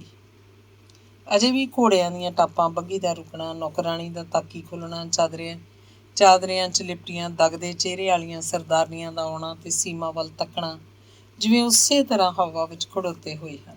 ਅੱਜ ਵੀ ਸੀਮਾ ਸ਼ਾਇਦ ਬਿਮਾਰ ਪਈ ਹੈ, ਬਹੁਤ ਬੁਖਾਰ ਦੀ ਘੂਕੀ ਸਿਰ ਨੂੰ ਚੜ੍ਹ ਰਹੀ ਹੈ। ਪਰ ਬਾਪੂ ਜੀ ਕਿੱਥੇ ਨੇ ਜੋ ਡਾਕਟਰ ਨੂੰ ਲਿਆਉਣ? ਅਹਿਮਦ ਮਲੇਰਕੋਟਲੇ ਬੱਸਾਂ ਦੇ ਅੱਡੇ 'ਤੇ ਕੁਲੀ ਜਾ ਲੱਗਾ ਹੈ। ਅਹਿਮਦ ਜਿਹੜਾ ਛੋਟੇ ਬੇਜੀ ਦੇ ਰਿਸ਼ਤੇਦਾਰਾਂ ਨੂੰ ਬੱਗੀ 'ਚ ਸਟੇਸ਼ਨ ਤੱਕ ਛੱਡਣ ਨਹੀਂ ਸੀ ਗਿਆ। ਆਖੇ ਮੇਰੀ ਬੱਗੀ ਕੋਈ ਇਹੋ ਜਿਹੇ ਲੋਕਾਂ ਲਈ ਹੈ? ਬਾਪੂ ਜੀ ਦੇ ਆਖਣ 'ਤੇ ਵੀ ਨਹੀਂ ਸੀ ਲੈ ਗਿਆ, ਜਾਂ ਜਾ ਕੇ ਕਿਧਰੇ ਲੁੱਕ ਗਿਆ। ਬੱਗੀ ਸਿਰਫ ਸੀਮਾ ਅਤੇ ਕੁੱਕੂ ਨੂੰ ਸਕੂਲ ਲਿਜਾਣ ਲਈ ਅਤੇ ਸਕੂਲੋਂ ਲਿਆਉਣ ਲਈ ਸੀ। ਬੀਬਾ ਜੀ, ਕਾਰ ਲੈ ਲਓ, ਅਹਿਮਦ ਆਖਦਾ। ਸੀਮਾ ਹੱਸ ਕੇ ਚੁੱਪ ਕਰ ਗਈ। ਉਹ ਨਹੀਂ ਆਖ ਸਕਦੀ ਕਿ ਅਹਿਮਦ ਬਾਪੂ ਜੀ ਦੇ ਵੇਲੇ ਨਹੀਂ। ਬਾਹਰ ਖੜ੍ਹਾ ਅਹਿਮਦ ਆਵਾਜ਼ਾਂ ਦੇ ਰਿਹਾ, ਉਹਦੇ ਸਕੂਲ ਜਾਣ ਦਾ ਵੇਲਾ ਹੋ ਗਿਆ। ਉੱਚੀ ਲੰਮੀ ਸਾਂਵਲੀ ਪਿੰਜੜੀਆਂ ਤੱਕ ਵਾਲਾਂ ਵਾਲੀ ਮਿਸ ਸੇਨ ਭੈਣ ਜੀ ਸੱਚਮੁੱਚ ਹੀ ਕੋਈ ਪਰੀ ਸੀ, ਜਾਂ ਨਾ ਜਾਣੇ ਕਿਵੇਂ ਇੱਥੇ ਪੜ੍ਹਾਉਣ ਲੱਗ ਪਈ ਸੀ। ਨਾ ਕਦੇ ਕੋਈ ਉਹਨੂੰ ਮਿਲਣ ਆਇਆ ਸੀ ਅਤੇ ਨਾ ਕਦੇ ਉਹ ਸਕੂਲ ਦੇ ਗੇਟ ਤੋਂ ਬਾਹਰ ਗਈ ਸੀ। ਬੰਗਾਲ ਤੋਂ ਮਿਸ ਸੇਨ ਭੈਣ ਜੀ ਇੱਥੇ ਪੰਜਾਬ 'ਚ ਸਕੂਲ ਦੀ ਹੈਡ ਮਿਸਟਰਸ ਬਣ ਕੇ ਕਿਵੇਂ ਆ ਗਈ, ਇਹ ਕਦੇ ਕਿਸੇ ਨੇ ਨਹੀਂ ਸੋਚਿਆ। ਹਮੇਸ਼ਾ ਤੋਂ ਜਿਵੇਂ ਇੱਥੇ ਰਹਿ ਰਹੀ ਹੋਵੇ। ਕੀ ਸੀਮਾ ਆਪ ਹੀ ਮਿਸ ਸੇਨ ਭੈਣ ਜੀ ਸੀ? ਹਾਂ, ਉਹ ਮਿਸ ਸੇਨ ਭੈਣ ਜੀ ਸੀ। ਉਹਨੇ ਚਿੱਟੀ ਸਾੜੀ ਪਾਈ ਹੋਈ ਸੀ। ਉਹ ਬੰਗਾਲਨ ਸੀ। ਬੰਗਾਲਨ 'ਚ ਕਿਧਰੇ ਇੱਕੋ ਦਾ ਭਰਾ ਸੀ, ਸ਼੍ਰੀਕਾਂਤ। ਸ਼ਾਇਦ ਸ਼ਰਤ ਚੰਦਰ ਦੇ ਨਾਵਲਾਂ ਵਾਲਾ ਸ਼੍ਰੀਕਾਂਤ ਹੀ ਉਹਦਾ ਭਰਾ ਸੀ। ਸਖੀਰੀ ਮੈਂ ਕੌਣ ਹਾਂ, ਕਿੱਥੋਂ ਆਈ ਹਾਂ, ਕਿੱਧਰ ਨੂੰ ਜਾਣਾ? ਬੰਗਾਲੀ ਗੀਤ ਉਸੇ ਦਾ ਤਾਂ ਸੀ। ਮਿਸ ਸੇਨ ਭੈਣ ਜੀ ਵਕਤ ਜੇ ਪੁੱਠਾ ਗੇੜਾ ਗਿੜ ਪਏ, ਆਪਾਂ ਫਿਰ ਉਸੇ ਮੋੜ 'ਤੇ ਮੁੜ ਕੇ ਮਿਲੀਏ ਜਦੋਂ ਲਾਲ ਕਿਨਾਰੀ ਵਾਲੀ ਚਿੱਟੀ ਸਾੜੀ ਵਾਲੀ ਪਤਲੀ ਲੰਮੀ ਸਾਂਵਲੀ ਬੰਗਾਲਨ ਕੋਈ ਰਿਸ਼ੀ ਕੰਨਿਆ ਹੁੰਦੀ ਸੀ, ਜਿਹੜੀ ਆਖਦੀ ਹੈ, ਤੁਮ ਜ਼ਿੰਦਗੀ ਮੇਂ ਕਿਆ ਬਣਨਾ ਚਾਹਤੀ ਹੋ, ਤੁਮ ਤੋ ਇੱਕ ਅੱਛੀ ਲੜਕੀ ਹੋ। ਤਾਂ ਮੈਂ ਤੁਹਾਨੂੰ ਦੱਸਾਂ, ਮਿਸ ਸੇਨ ਭੈਣ ਜੀ ਇੱਜੜ ਨਾਲੋਂ ਨਿਖੜ ਕੇ ਤੁਰਨ ਵਾਲੇ ਹੀ ਬਾਗੀ ਤੋਂ ਡਾਂਗਾ ਖਾਂਦੇ ਨੇ। ਤੇ ਅੱਛੀ ਲੜਕੀ ਵਕਤ ਬਹੁਤ ਅਗਾਂਹ ਲੰਘ ਗਿਆ ਹੈ। ਜੇ ਤੁਸੀਂ ਵੀ ਕਿਸੇ ਬੰਗਾਲੀ ਨਾਲ ਵਿਆਹ ਕਰਕੇ ਸਧਾਰਨ ਬੰਗਾਲਣਾ ਵਾਂਗ ਕਦੇ ਸੱਜ ਧੱਜ ਕੇ ਕਾਲੀ ਮਾਂ ਦੀ ਪੂਜਾ ਨੂੰ ਜਾਂਦੇ, ਕਦੇ ਰਵਿੰਦਰ ਸੰਗੀਤ ਸੁਣਦੇ, ਕਦੇ ਕਾਜ਼ੀ ਉਸ ਨੂਰ ਇਸਲਾਮ ਨੂੰ ਪੜ੍ਹਦੇ, ਕਦੇ ਨੈਕਸਲਾਈਟਾਂ ਬਾਰੇ ਬਹਿਸਾਂ ਕਰਦੇ, ਕਦੇ ਦਾਲ ਚੌਲਾਂ ਦੇ ਭਾਅ 'ਤੇ ਝਗੜਦੇ, ਘਰ ਸੰਭਾਲਦਿਆਂ ਬੱਚੇ ਪਾਲਦਿਆਂ ਪਤਾ ਹੀ ਨਹੀਂ ਸੀ ਚੱਲਣਾ ਕਿਹੜੇ ਵੇਲੇ ਦਿਨ ਮਹੀਨੇ ਵਰ੍ਹੇ ਅਤੇ ਉਮਰ ਲੰਘ ਜਾਣੀ ਸੀ। ਅਤੇ ਹੁਣ ਪਤਾ ਨਹੀਂ ਨਾ ਵੱਡਾ ਦਿਨ ਤੁਸੀਂ ਕਿਵੇਂ ਕੱਟਦੇ ਹੋਵੋਗੇ ਸਿਰਫ ਆਪਣੇ ਆਪ ਦੇ ਕੋਲ ਬੈਠ ਕੇ। ਸੀਮਾ ਨੂੰ ਅੰਤਾਂ ਦੀ ਤ੍ਰੇਹ ਲੱਗੀ ਸੀ, ਪਰ ਉੱਠਣ ਦੀ ਜਿਵੇਂ ਹਿੰਮਤ ਨਹੀਂ ਸੀ। ਉਹ ਜਿਵੇਂ ਬਹੁਤ ਥੱਕ ਗਈ ਸੀ, ਹੰਭ ਗਈ ਸੀ। ਹੁਣ ਤਾਂ ਬਸ ਨੀਂਦ ਆ ਰਹੀ ਸੀ। ਇਹ ਬੱਦਲ ਕਿੱਥੇ ਗਰਜ ਰਿਹਾ ਸੀ? ਬੇਦਿਲ ਹੀ ਗਰਜਦਾ ਸੀ। ਬੜਾ ਝੱਖੜ ਚੱਲ ਰਿਹਾ ਸੀ। ਸੀਮਾ ਨਾਲ ਤਾਂ ਇਹਨਾਂ ਗੱਲਾਂ ਦਾ ਕੋਈ ਸੰਬੰਧ ਨਹੀਂ ਸੀ। ਫਿਰ ਵੀ ਨਾ ਜਾਣੇ ਅੱਜ ਇਹ ਸਭ ਨੂੰ ਕਿਉਂ ਯਾਦ ਆ ਰਿਹਾ ਸੀ। ਸੀਮਾ ਜਿਵੇਂ ਪਾਣੀ ਦੇ ਹੇਠਾਂ ਡੁੱਬ ਗਈ ਹੈ, ਜਿਵੇਂ ਉਹਨੂੰ ਸਮੁੰਦਰ ਦਾ ਥੱਲਾ ਦਿਸਦਾ ਸੀ। ਬੱਦਲ ਘੋ ਰਿਹਾ ਕਿਧਰੇ। ਨਹੀਂ, ਇਹ ਤਾਂ ਸਾਹਮਣੇ ਅਮਰ ਖੜੋਤਾ ਕਿਸੇ ਨਾਲ ਗੱਲਾਂ ਕਰ ਰਿਹਾ ਸੀ।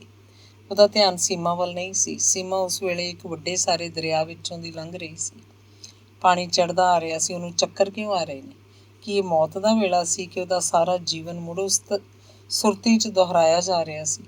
ਉਹ ਆਪਣੇ ਬੀਤੇ 'ਚੋਂ ਦੁਬਾਰਾ ਲੰਘ ਰਹੀ ਸੀ ਅਤੇ ਨਾਲ ਹੀ ਜਿਵੇਂ ਇੱਕੋ ਪਾਸੇ ਖੜੋਤੀ ਆਪਣੇ ਆਪ ਨੂੰ ਉਸ ਵਿੱਚੋਂ ਲੰਘਦੀ ਨੂੰ ਵੇਖ ਵੀ ਰਹੀ ਸੀ।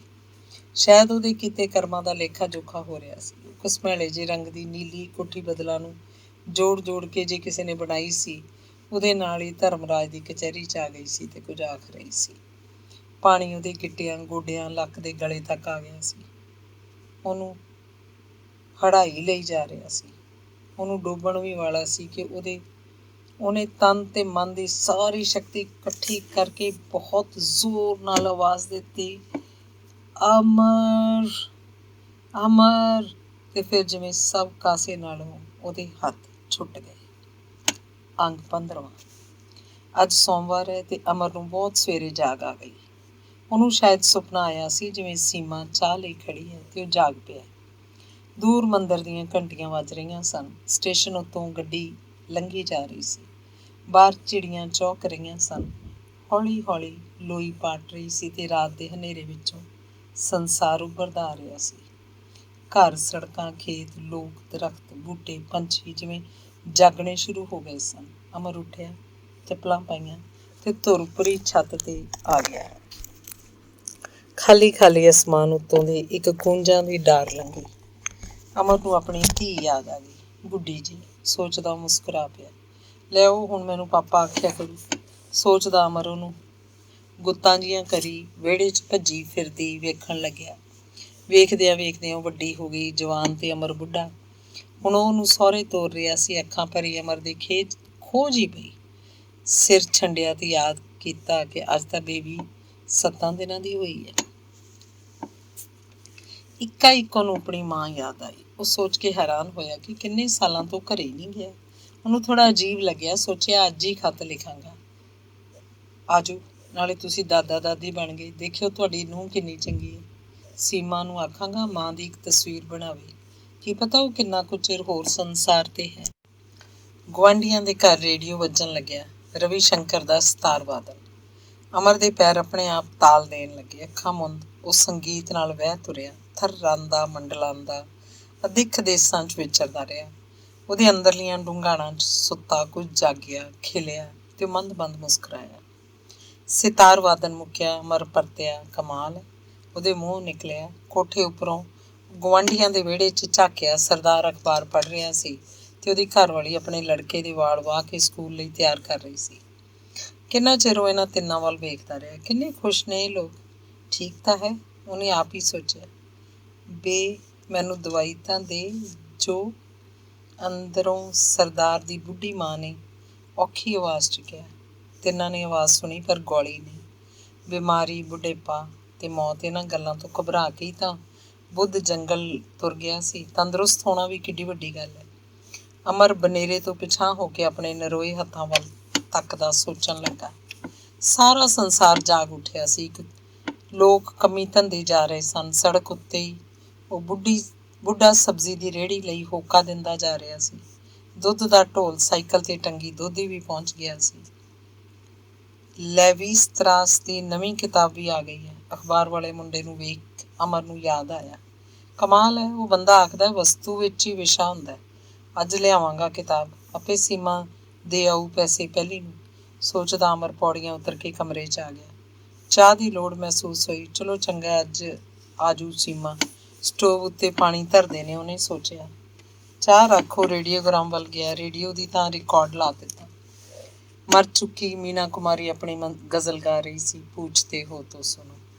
ਉਹਨੇ ਘਬਰਾ ਕੇ ਰਿਕਾਰਡ ਬੰਦ ਕਰ ਦਿੱਤਾ। ਇਹ ਸੀਮਾ ਕਦੋਂ ਖਰੀਦ ਲਿਆਈ? ਇਹੋ ਜਿਹੇ ਰਿਕਾਰਡ ਉਹ ਕਾਹਦੇ ਲਈ ਸੁਣਦੀ ਹੁੰਦੀ ਹੈ? ਸੋਚਦਿਆਂ ਅਮਰ ਦੇ ਖੋਜ ਹੀ ਪਈ। ਉਹ ਕੁਰਸੀ 'ਤੇ ਬੈਠ ਗਿਆ। ਕਮਰੇ ਵੱਲ ਧਿਆਨ ਨਾਲ ਵੇਖਿਆ, ਜਿਵੇਂ ਉਹ ਕਿਸੇ ਹੋਰ ਦਾ ਹੀ ਘਰ ਹੋਵੇ। ਉਹ ਪਹਿਲੀ ਵਾਰ ਇੱਥੇ ਆਇਆ ਹੋਵੇ। ਬੁੱਧ ਦਾ ਸਟੈਚੂ, ਮੀਰਾ ਦੀ ਤਸਵੀਰ ਵਾਲਾ ਕੈਲੰਡਰ, ਵੱਡੇ ਸਾਰੇ ਕੱਚ ਦੇ ਫੁੱਲਦਾਨ 'ਚ ਹਰੀਆਂ ਟਹਿਣੀਆਂ, ਪੇਂਟ ਕੀਤੇ ਹੋਏ ਕੁਸ਼ਨ, ਸਫੈਦ ਰੇਸ਼ਮੀ ਪਰਦੇ, ਸੋਫਾ, ਕਾਰਪੈਟ, ਦਰਵਾਜ਼ੇ ਉੱਤੇ ਲਟਕਦੀਆਂ ਚਾਂਦੀ ਦੀਆਂ ਨਿੱਕੀਆਂ ਨਿੱਕੀਆਂ ਘੰਟੀਆਂ। ਕਿੱਡਾ ਸੋਹਣਾ ਸੀ ਸਭ ਕੁਝ। ਸੀਮਾ ਆਰਟਿਸਟ ਹੈ ਨਾ, ਉਹਨੇ ਮੁਸਕਰਾ ਕੇ ਸੋਚਿਆ। ਰੇਡੀਓਗ੍ਰਾਮ ਬੰਦ ਕਰਕੇ ਉਹਨੇ ਦੇਖਿਆ, ਉਸ ਉੱਤੇ ਬਰੀਕ ਜਿਹੀ ਗਰਦ ਦੀ ਤਹਿ ਜੰਮੀ ਹੋਈ ਸੀ। ਉਹਨੇ ਉਸ ਉੱਤੇ ਉਂਗਲ ਨਾਲ ਲਿਖ ਦਿੱਤਾ ਸੀਮਾ, ਤੇ ਹੱਸਦਾ ਹੱਸਦਾ ਚਾਹ ਬਣਾਉਣ ਚਲਾ ਗਿਆ। ਚਾਹ ਬਣਾ ਹੀ ਰਿਹਾ ਸੀ ਜਦੋਂ ਬਹਾਦਰ ਆ ਗਿਆ। ਪ੍ਰੋਫੈਸਰ ਸਾਹਿਬ, ਉਹਨੇ ਰਸੋਈ ਦਾ ਬੂਹਾ ਖੋਲ੍ਹਦਿਆਂ ਕਿਹਾ। ਆ ਬਈ ਬਹਾਦਰ, ਕਿੱਧਰ ਸਵੇਰੇ ਸਵੇਰੇ? ਚੰਡੀਗੜ੍ਹ ਜਾਣਾ ਸੀ, ਸੈਮੀਨਾਰ 'ਤੇ ਕਿਰਾਇਆ ਹੈ ਨਹੀਂ। ਸੋਚਿਆ ਸੀਮਾ ਦੀਦੀ ਤੋਂ ਲਵਾਂਗਾ, ਪਰ ਫਿਰ ਯਾਦ ਆਇਆ ਉਹ ਤਾਂ ਅਜੇ ਹਸਪਤਾਲ ਵਿੱਚ ਹੀ ਹੈ। ਕਿਵੇਂ ਕਰੀਏ? ਕਰਨਾ ਕੀ ਹੈ, ਮੇਰੇ ਕੋਲ ਤਾਂ ਆਪ ਸਾਰੇ 2 ਰੁਪਏ ਨੇ। 2 ਦਿਨ ਸ਼ਰਾਬ ਪੀਤੀ, ਰੱਜ ਰੱਜ ਕੇ ਸ਼ਰਮਾ ਆ ਗਿਆ ਸੀ, ਪੈਸੇ ਸਾਰੇ ਖਤਮ ਹੋ ਗਏ। ਅੱਗੇ ਤਾਂ ਜਦੋਂ ਮੁੱਕਦੇ ਸੀ ਸੀਮਾ ਤੋਂ ਲੈ ਲਈਦੇ ਸੀ। ਅਸਲ 'ਚ ਉਹਨੇ ਮੇਰੀਆਂ ਵੀ ਕਈ ਆਦਤਾਂ ਵਿਗਾੜ ਦਿੱਤੀਆਂ ਨੇ। ਪੈਸੇ ਟਕੇ ਦੀ ਪਰਵਾਹ ਹੀ ਨਹੀਂ ਕਰਦੀ। ਤੇ ਐਂ ਕਰ, ਹਸਪਤਾਲ ਹੀ ਚਲਿਆ ਜਾ। ਅਮਰ ਨੇ ਸਿਰ ਖੁਰਕਦਿਆਂ ਕਿਹਾ। ਨਾ ਬਾਬਾ ਨਾ, ਦੀਦੀ ਆਖੇਗੀ ਮਗਰ ਹੀ ਆ ਗਿਆ ਪੈਸੇ ਮੰਗਣ। ਨਹੀਂ, ਤੂੰ ਨਹੀਂ ਸਮਝਦਾ, ਉਹ ਤਾਂ ਸਗੋਂ ਖੁਸ਼ ਹੋਏਗੀ। ਵੈਸੇ ਦੀਦੀ ਕਮਾਲ, ਪੂਰੀ ਆਰਟਿਸਟ। ਚਲੋ ਜਾਂਦੇ ਹੀ ਨਹੀਂ ਚੰਡੀਗੜ੍ਹ। ਚਾਹ ਪੀਏਗਾ? ਨਾ ਕਰਕੇ ਤੁਹਾਨੂੰ ਨਾਰਾਜ਼ ਥੋੜ੍ਹੀ ਕਰਨਾ, ਬਹਾਦਰ ਨੇ ਹੱਸ ਕੇ ਕਿਹਾ। ਕੁਛ ਖਾਏਗਾ? ਲੈ, ਤੁਸੀਂ ਡੈਡੀ ਬਣੇ ਹੋ, ਮੈਂ ਤਾਂ ਲੱਡੂ ਖਾਣੇ ਨੇ। ਉਹ ਤਾਂ ਸੀਮਾ ਆ ਕੇ ਖਵਾਏਗੀ, ਅਜੇ ਤਾਂ ਉਹਨੇ ਮੈਨੂੰ ਵੀ ਨਹੀਂ ਖਵਾਏ। ਅਮਰ ਨੇ ਹੱਸ ਕੇ ਕਿਹਾ। ਇਹ ਸਾਰਾ ਕੁਝ ਤੁਹਾਨੂੰ ਕਿਵੇਂ ਲੱਗਦਾ? ਬਹਾਦਰ ਨੇ ਪੁੱਛਿਆ। ਅਸਲ 'ਚ ਸਾਡੇ 'ਚ ਨੁਕਸ ਇਹ ਹੈ ਕਿ ਅਸੀਂ ਹਰ ਗੱਲ ਦੀ ਚੀਰ ਫਾੜ ਕਰਕੇ ਦੇਖਣ ਲੱਗ ਜਾਂਦੇ ਹਾਂ, ਅਤੇ ਇਸ ਨਾਲ ਉਸ ਗੱਲ ਦੀ ਬਿਊਟੀ ਖਤਮ ਹੋ ਜਾਂਦੀ ਹੈ। ਦਿਨ ਚੜ੍ਹਦਾ ਹੈ, ਹਵਾ ਵਗਦੀ, ਰਾਤ ਪੈਂਦੀ ਹੈ, ਦਰਖਤ ਉੱਗਦੇ ਨੇ। ਉਹ ਇਹ ਤਾਂ ਨਹੀਂ ਸੋਚਦੇ ਕਿ ਅਸੀਂ ਇਹ ਸਭ ਕੀ ਕਰ ਰਹੇ ਹਾਂ। ਜਿਉਣ ਦੀ ਇੱਕ ਆਪਣੀ ਖੁਸ਼ੀ ਹੈ, ਨਸ਼ਾ ਹੈ। ਇਹ ਬੰਦੇ ਨੂੰ ਹੀ ਸਰਾਪ ਹੈ ਕਿ ਉਹ ਹਰ ਥਾਂ ਖੜ੍ਹੇ ਹੋ ਕੇ ਸਵਾਲ ਕਰਨ ਲੱਗ ਜਾਂਦਾ ਹੈ। ਜਿਉਣਾ ਆਪਣੇ ਆਪ 'ਚ ਇੱਕ ਖੂਬਸੂਰਤੀ ਹੈ। ਹੁਣ ਸੀਮਾ ਹੈ ਕਿ ਕੋਈ ਚਿੜੀ ਵਿਹੜੇ 'ਚ ਚੋਗਾ ਚੁਗਣ ਆ ਉਤਰੇ, ਉਹ ਖੁਸ਼ ਹੋ ਜਾਂਦੀ ਹੈ। ਮੈਂ ਜ਼ਰਾ ਕੁ ਉੱਚੀ ਬੋਲਾਂ, ਉਦਾਸ ਹੋ ਜਾਂਦੀ ਹੈ। ਹੱਸ ਪਵਾਂ, ਭੁੱਲ ਜਾਂਦੀ ਹੈ।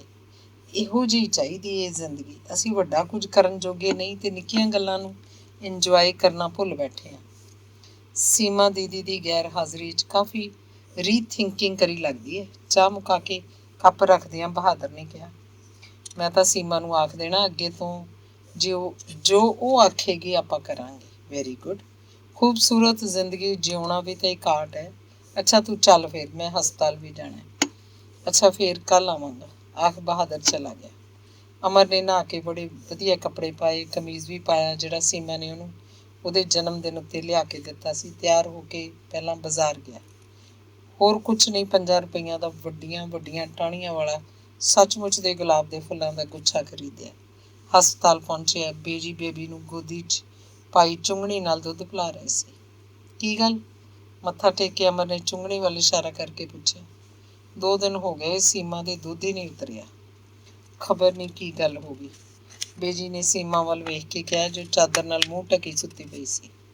ਅਜੇ ਤਾਈਂ ਸੁੱਤੀ ਹੈ? ਸੀਮਾ ਦੇ ਸਿਰਹਾਣੇ ਫੁੱਲਾਂ ਦਾ ਗੁੱਛਾ ਰੱਖਦਿਆਂ ਅਮਰ ਨੇ ਬੇਜੀ ਨੂੰ ਪੁੱਛਿਆ। 2-3 ਦਿਨ ਰਾਤ ਇਹਨੂੰ ਜਮਾ ਹੀ ਨੀਂਦ ਨਹੀਂ ਆਈ। ਜਦੋਂ ਦੇਖੋ ਝਾਕਦੀ ਦੀ ਝਾਕਦੀ। ਪੁੱਛਿਆ, ਸੀਮਾ ਪੁੱਤ ਕੁਛ ਦੁਖਦਾ ਹੈ? ਆਖੇ ਨਹੀਂ, ਕੁਛ ਨਹੀਂ ਦੁਖਦਾ, ਅੱਜ ਹੀ ਸੁੱਤੀ ਹੈ। ਮੈਂ ਕਿਹਾ ਚੱਲ ਸੌਂ ਲਵੇ, ਪਰ ਹੁਣ ਜਗਾ ਲੈਂਦੇ ਹਾਂ, ਬਥੇਰਾ ਸੌਂ ਲਈ।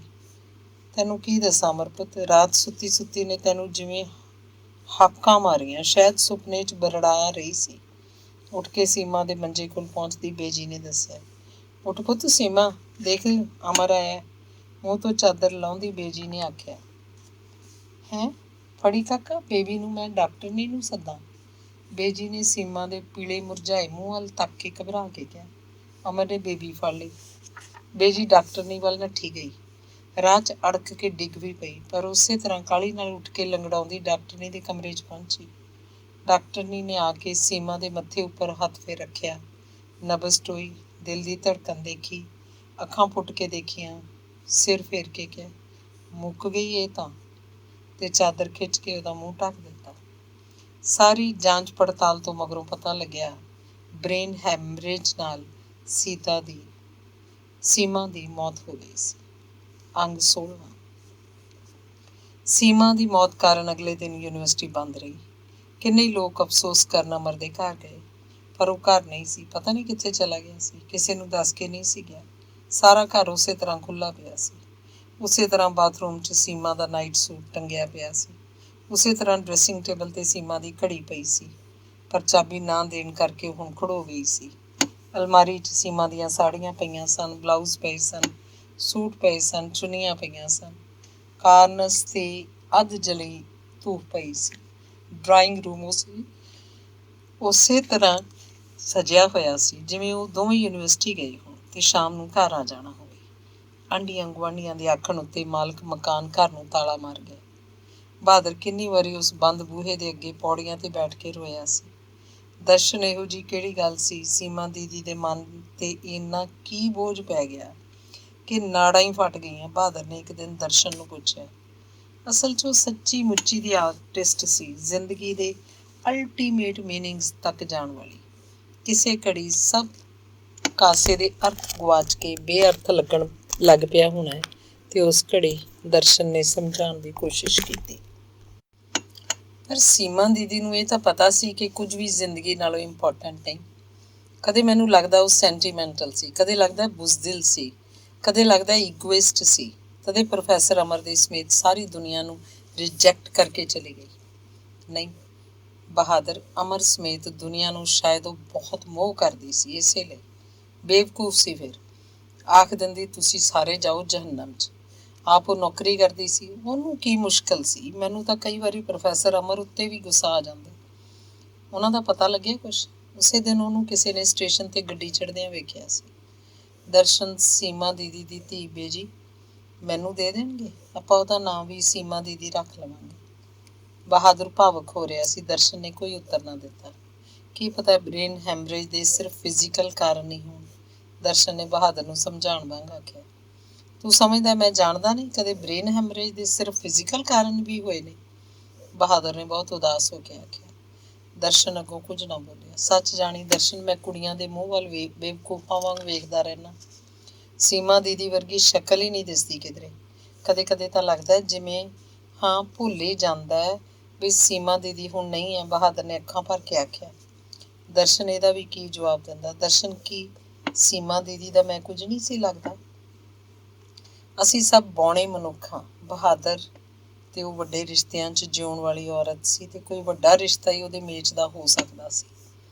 ਦਰਸ਼ਨ ਨੇ ਦੱਸਿਆ। ਉਹ ਬਹਾਦਰ ਨੂੰ ਸਮਝਾਉਂਦਾ ਜਿਵੇਂ ਆਪ ਸੀਮਾ ਨੂੰ ਸਮਝਣ ਦੀ ਕੋਸ਼ਿਸ਼ ਕਰ ਰਿਹਾ ਹੋਵੇ।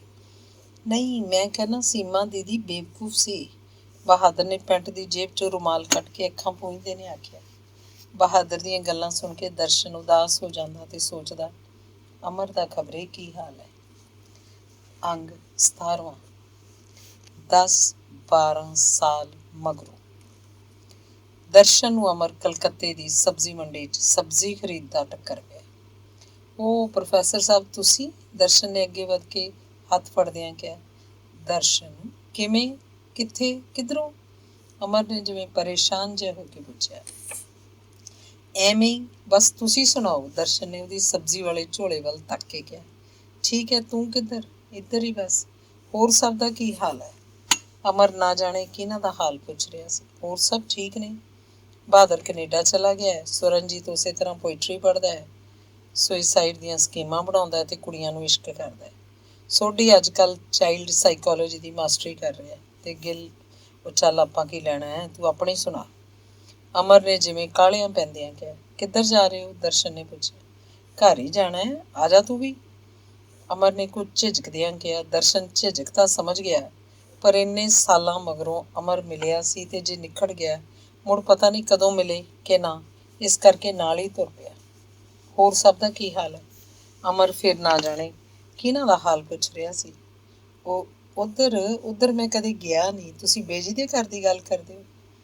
ਤੁਸੀਂ ਕਿਹੋ ਜਿਹੇ ਲੋਕ ਹੋ? ਅਮਰ ਦਾ ਆਖਣ ਨੂੰ ਮਨ ਕੀਤਾ ਪਰ ਆਖਿਆ ਨਹੀਂ। ਖੋਇਆ ਖੋਇਆ ਦਰਸ਼ਨ ਦੇ ਨਾਲ ਤੁਰਿਆ ਜਾ ਰਿਹਾ ਸੀ।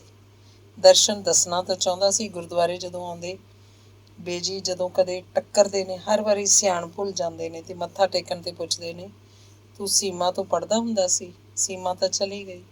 ਅਮਰ ਦਾ ਵੀ ਕੋਈ ਪਤਾ ਨਹੀਂ, ਪਰ ਦਰਸ਼ਨ ਨੇ ਇੰਨਾ ਹੀ ਆਖਿਆ, ਉਦੋਂ ਤੁਸੀਂ ਇੱਕਦਮ ਹੀ ਗਾਇਬ ਹੋ ਗਏ।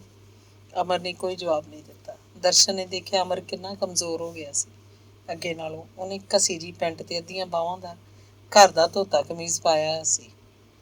ਉਹਦੀ ਦਾੜੀ 'ਚ ਕਿੰਨੇ ਸਫੈਦ ਵਾਲ ਦਿਸਣ ਲੱਗ ਪਏ ਸਨ। ਸੜਕ ਪਾਰ ਕਰਕੇ ਉਹ ਇੱਕ ਗਲੀ 'ਚ ਮੁੜ ਗਏ। ਪੁਰਾਣੀ ਜਿਹੀ ਬਸਤੀ, ਪੁਰਾਣੇ ਜਿਹੇ ਘਰ। ਦਰਸ਼ਨ ਧਿਆਨ ਨਾਲ ਦੇਖਦਾ ਜਾ ਰਿਹਾ ਸੀ। ਨਿੰਮ ਵਾਲੇ ਘਰ ਅੱਗੇ ਜਾ ਕੇ ਅਮਰ ਨੇ ਦਰਵਾਜ਼ਾ ਖੜਕਾਇਆ। ਫਿਰ ਲੈ ਆਏ ਗੋਭੀ, ਇਤਨੀ ਤੋਂ ਮਹਿੰਗੀ ਹੈ, ਦਰਵਾਜ਼ਾ ਖੋਲ੍ਹਦੀ ਉਸ ਬੰਗਾਲੀ ਔਰਤ ਨੇ ਆਖਿਆ। ਪਰ ਪਿੱਛੇ ਹੋਰ ਬੰਦਾ ਖੜਾ ਵੇਖ ਧੋਤੀ ਦਾ ਪੱਲਾ ਸੰਭਾਲਦੀ ਦੂਸਰੇ ਕਮਰੇ 'ਚ ਚਲੀ ਗਈ। ਇਹ ਉਹ ਮੈਂ ਤੇਰੀ ਭਾਬੀ ਤੇ ਇਹਦੇ ਬੱਚੇ ਨੇ। ਅਮਰ ਨੇ ਦੋਵਾਂ ਬੱਚਿਆਂ ਵੱਲ ਹੱਥ ਕਰਕੇ ਝੋਲਾ ਰਸੋਈ 'ਚ ਰੱਖ ਕਮਰੇ ਵੱਲ ਜਾਂਦੇ ਨੇ ਵਿਹੜੇ 'ਚ ਖੇਡ ਰਹੇ ਬੱਚਿਆਂ ਵੱਲ ਤੱਕ ਕੇ ਫਿੱਕਾ ਜਿਹਾ ਮੁਸਕਰਾ ਕੇ ਕਿਹਾ। ਦਰਸ਼ਨ ਵੀ ਮੁਸਕਰਾਇਆ ਪਰ ਬੋਲਿਆ ਕੁਛ ਨਹੀਂ। ਕਮਰੇ 'ਚ ਦੋ ਕੁਰਸੀਆਂ ਸਨ, ਇੱਕ ਮੰਜਾ ਤੇ ਅਲਮਾਰੀ 'ਚ ਕੁਝ ਕਿਤਾਬਾਂ ਸਨ। ਅਜੇ ਵੀ ਓਨਾ ਹੀ ਪੜ੍ਹਦਾ ਹੁੰਨਾ? ਅਜੇ ਵੀ ਓਨਾ ਹੀ ਪੜ੍ਹਦੇ ਹੁੰਨੇ ਹੋ? ਦਰਸ਼ਨ ਨੇ ਕਿਤਾਬਾਂ ਵੱਲ ਦੇਖ ਕੇ ਹੱਸ ਕੇ ਪੁੱਛਿਆ। ਅਮਰ ਨੇ ਸੁਣਿਆ ਜਿਵੇਂ ਦਰਸ਼ਨ ਆਖਦਾ, ਪੜ੍ਹਾਉਂਦੇ ਹੁੰਦੇ ਹੋ? ਬੋਲਿਆ, ਇੱਥੇ ਇੱਕ ਪ੍ਰਾਈਵੇਟ ਕਾਲਜ 'ਚ ਪੜ੍ਹਾਉਣਾ। ਬੜੀ ਐਕਸਪਲੋਇਟੇਸ਼ਨ ਹੈ, ਤਨਖਾਹ ਘੱਟ ਦਿੰਦੇ ਨੇ। ਪਰ ਫਿਰ ਵੀ ਆਖਦਾ ਅੱਗੋਂ ਚੁੱਪ ਕਰ ਗਿਆ। ਉਹਨੂੰ ਸਮਝ ਨਹੀਂ ਸੀ ਲੱਗ ਰਹੀ ਕਿ ਉਹ ਦਰਸ਼ਨ ਨੂੰ ਹੋਰ ਕੀ ਆਖਣਾ ਚਾਹੁੰਦਾ ਸੀ। ਤੁਸੀਂ ਪੰਜਾਬ ਨਹੀਂ ਆਉਣਾ ਕਦੀ? ਕਈ ਵਾਰੀ ਮਨ ਤਾਂ ਕੀਤਾ ਪਰ ਹਾਂ, ਨਾਲੇ ਉਮਾ ਨੂੰ ਇਕੱਲੀ ਵੀ ਤਾਂ ਨਹੀਂ ਛੱਡਿਆ ਜਾ ਸਕਦਾ। ਅਜੀਬ ਅਜੀਬ ਵਾਰਦਾਤਾਂ ਹੋ ਜਾਂਦੀਆਂ ਨੇ। ਨਾਲੇ ਬਿੰਦੂ ਤਾਂ ਮੇਰੇ ਬਿਨਾਂ ਰਹਿੰਦਾ ਹੀ ਨਹੀਂ, ਸੌਂਦਾ ਵੀ ਮੇਰੇ ਨਾਲ ਹੀ ਹੈ। ਇੱਕ ਵਾਰੀ ਇੱਕ ਕੁਲੀਗ ਜ਼ਬਰਦਸਤੀ ਲੈ ਗਿਆ ਆਪਣੀ ਭੈਣ ਦੇ ਵਿਆਹ ਤੇ ਪਿੱਛੋਂ ਬੁਖਾਰ ਚੜ੍ਹਾ ਲਿਆ। ਨਾਲੇ ਪੰਜਾਬ, ਹਾਂ ਪੈਸੇ ਵੀ ਤਾਂ ਕਿੰਨੇ ਚਾਹੀਦੇ ਨੇ ਆਉਣ ਜਾਣ ਲਈ। ਤੇ ਅਮਰ ਦਰਸ਼ਨ ਦੇ ਮੂੰਹ ਵੱਲ ਤੱਕ ਕੇ ਕੁਝ ਕਹਿੰਦਾ ਰੁਕ ਗਿਆ। ਦਰਸ਼ਨ ਨੇ ਆਖਿਆ ਤਾਂ ਕੁਝ ਨਹੀਂ, ਬਸ ਉਸੇ ਤਰ੍ਹਾਂ ਅਮਰ ਵੱਲ ਦੇਖਦਾ ਰਿਹਾ। ਉੱਥੇ ਲੋਕ ਮੇਰੇ ਬਾਰੇ ਸੋਚਦੇ ਤਾਂ ਹੋਣਗੇ? ਅਮਰ ਨੇ ਪੁੱਛਿਆ। ਹਾਂ ਸੋਚਦੇ ਹੀ ਹੋਣੇ ਨੇ, ਦਰਸ਼ਨ ਨੇ ਗੋਲ ਮੋਲ ਜਿਹਾ ਜਵਾਬ ਦਿੱਤਾ। ਅਮਰ ਦਾ ਮੂੰਹ ਹਿੱਸ ਗਿਆ। ਉਹ ਖਾਲੀ ਖਾਲੀ ਨਜ਼ਰਾਂ ਛੱਤ ਵੱਲ ਝਾਕਦਾ ਕੁਝ ਸੋਚਦਾ ਰਿਹਾ। ਬਹਾਦਰ ਦਾ ਤੇਰੇ ਕੋਲ ਐਡਰੈਸ ਹੈ? ਨਹੀਂ, ਜਾ ਕੇ ਭੇਜ ਦਿਆਂਗਾ। ਨਹੀਂ ਨਹੀਂ, ਮੈਂ ਕੀ ਕਰਨਾ ਭਲਾ? ਆਖਦਾ ਅਮਰ ਫੇਰ ਜਿਵੇਂ ਕਿਧਰੇ ਗੁਆਚ ਗਿਆ। ਦਰਸ਼ਨ ਉਸ ਵੱਲ ਲਗਾਤਾਰ ਵੇਖ ਰਿਹਾ ਸੀ। ਬੇਬੀ ਬੇਟਾ, ਮਾਂ ਨੂੰ ਆਖੋ 2 ਕੱਪ ਚਾਹ ਬਣਾ ਦੇਵੇ। ਅਮਰ ਨੇ ਬਾਹਰ ਵਿਹੜੇ ਵੱਲ ਵੇਖਦੇ ਨੇ ਆਵਾਜ਼ ਦਿੱਤੀ। ਫਿਰ ਕਮਰੇ 'ਚ ਇੱਧਰ ਉੱਧਰ ਝਾਕਣ ਲੱਗਿਆ, ਕੁਝ ਖੋਇਆ ਖੋਇਆ। ਪਾਪਾ, ਮਾਂ ਕਹਤੀ ਹੈ ਚੀਨੀ ਨਹੀਂ ਹੈ, ਬੇਬੀ ਨੇ ਦਰਵਾਜ਼ੇ ਵਿੱਚੋਂ ਆਖਿਆ। ਚੀਨੀ? ਹਾਂ, ਯਾਦ ਹੀ ਨਹੀਂ ਰਹੀ, ਆਖਦਾ ਅਮਰ ਉੱਠ ਖੜਾ ਹੋਇਆ ਤੇ ਖੀਸੇ ਵਿੱਚ ਹੱਥ ਪਾ ਕੇ ਪੈਸੇ ਟੋਏ। ਮੈਂ ਹੁਣੇ ਆਇਆ, ਆਖ ਜਦੋਂ ਚੀਨੀ ਲੈਣ ਜਾਣ ਲੱਗਿਆ ਤਾਂ ਦਰਸ਼ਨ ਨੇ ਉਹਨੂੰ ਰੋਕ ਲਿਆ। ਰਹਿਣ ਦਿਓ, ਚਾਹ ਮੈਂ ਹੁਣੇ ਪੀਤੀ ਸੀ, ਨਾਲੇ ਮੈਂ ਜਾਣਾ ਵੀ ਹੈ। ਕਿੰਨੇ ਵਜੇ ਦੀ ਗੱਡੀ ਜਾਣਾ? ਅਮਰ ਨੇ ਜਿਵੇਂ ਉਦਾਸ ਜਿਹੇ ਨੂੰ ਪੁੱਛਿਆ। ਗੱਡੀ ਤਾਂ 4 ਵਜੇ ਜਾਣੀ ਸੀ, ਪਰ ਉਹ ਤੋਂ ਪਹਿਲਾਂ 1-2 ਕੰਮ ਕਰਨੇ ਨੇ। ਤੁਸੀਂ ਬੈਠੋ। ਅਮਰ ਬੈਠ ਗਿਆ। ਪਤਾ ਨਹੀਂ ਕੌਣ ਦੱਸਦਾ ਸੀ, ਸ਼ੁਰੂ 'ਚ ਕੁਝ ਚਿਰ ਤੁਸੀਂ ਜੇਲ੍ਹ 'ਚ ਵੀ ਰਹੇ ਸੀ। ਦਰਸ਼ਨ ਨੇ ਗੱਲ ਤੋਰੀ। ਅਮਰ ਨੇ ਡੂੰਘਾ ਸਾਹ ਭਰਿਆ।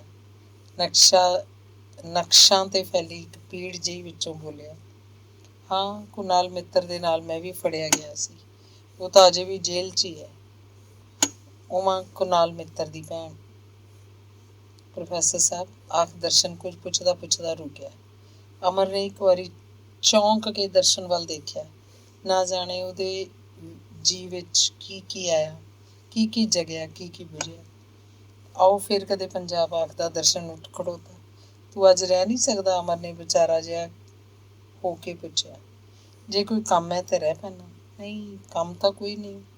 ਅਮਰ ਜਿਵੇਂ ਨੀਂਦ 'ਚੋਂ ਬਰੜਾ ਰਿਹਾ ਹੋਵੇ। ਹੁਣ ਮੈਨੂੰ ਪਤਾ ਲੱਗ ਗਿਆ, ਜਦੋਂ ਵੀ ਇੱਧਰ ਆ ਜਾਇਆ ਕਰੂੰਗਾ। ਦਰਸ਼ਨ ਨੇ ਵਿਹੜਾ ਲੰਘਦਿਆਂ ਆਲੇ ਦੁਆਲੇ ਝਾਕ ਕੇ ਕਿਹਾ। ਬਸ ਅੱਛਾ, ਆਖ ਅਣਜਾਣੇ ਅਮਰ ਨੇ ਦਰਸ਼ਨ ਦਾ ਹੱਥ ਫੜ ਲਿਆ ਤੇ ਅੱਗੇ ਉਹ ਤੋਂ ਕੁਝ ਨਹੀਂ ਬੋਲਿਆ ਗਿਆ। ਉਮਾ ਭਾਬੀ ਨੂੰ ਮੇਰਾ ਪ੍ਰਣਾਮ ਆਖਣਾ। ਬਾਹਰ ਲੰਘ ਕੇ ਦਰਸ਼ਨ ਨੇ ਅੰਦਰ ਵੱਲ ਝਾਕਦਿਆਂ ਕਿਹਾ। ਅਮਰ ਡੌਰ ਭੌਰ ਜਿਹਾ ਹੋਇਆ ਖੜਾ ਸੀ। ਅੱਛਾ ਫਿਰ ਮੈਂ ਚੱਲਦਾ, ਦਰਸ਼ਨ ਨੇ ਜਦੋਂ ਆਖਿਆ ਤਾਂ ਅਮਰ ਨੇ ਅਣਜਾਣੇ ਹੀ ਦੋਹਾਂ ਹੱਥਾਂ 'ਚ ਉਹਦਾ ਹੱਥ ਫੜ ਲਿਆ ਤੇ ਬੋਲਿਆ, ਚੰਗਾ, ਆਹੋ, ਬਸ ਹਾਂ। ਤੇ ਫਿਰ ਅਮਰ ਨੇ ਦਰਸ਼ਨ ਦਾ ਹੱਥ ਛੱਡ ਦਿੱਤਾ ਤੇ ਕਾਹਲੀ ਨਾਲ ਉਸ ਵੱਲੋਂ ਮੂੰਹ ਭੁਆ ਕੇ ਅੰਦਰ ਆ ਗਿਆ। ਅਮਰ ਸੀਮਾ ਦਾ ਪਤੀ, ਅਮਰ ਉਮਾ ਦਾ ਪਤੀ, ਅਮਰ ਮਨ 'ਚੋਂ ਲੰਘ ਰਹੀਆਂ ਤਸਵੀਰਾਂ ਵੱਲ ਤੱਕਦਾ ਦਰਸ਼ਨ ਤੁਰਿਆ ਜਾ ਰਿਹਾ ਸੀ। ਬਹੁਤ ਦੂਰ ਨਹੀਂ ਸੀ ਗਿਆ ਕਿ ਪਿੱਛੇ ਕਿਸੇ ਨੇ ਉਹਦੀ ਬਾਂਹ ਫੜੀ।